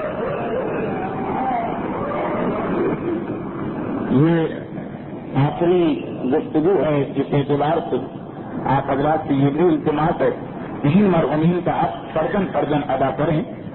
مرحومہ اشرف بائی بنت غلام حسین طارق کی سال ثواب کے لیے سورہ فاتحہ، مرحوم محمد علی راشد اور مرحوم پیار علی راشد کی سال ثواب کے لیے سورہ فاتحہ، ایک سورہ فاتحہ مرحوم نور محمد قاسم اور مرحومہ زینب بائی بنت سندر جی کے سال ثواب کے لیے، سورہ فاتحہ مرحوم حاجی عبداللہ کلیان اور مرحومہ شہر بانو بائی کے سال ثواب کے لیے، اور مرحوم اکبر علی پنجوانی کے سال ثواب کے لیے۔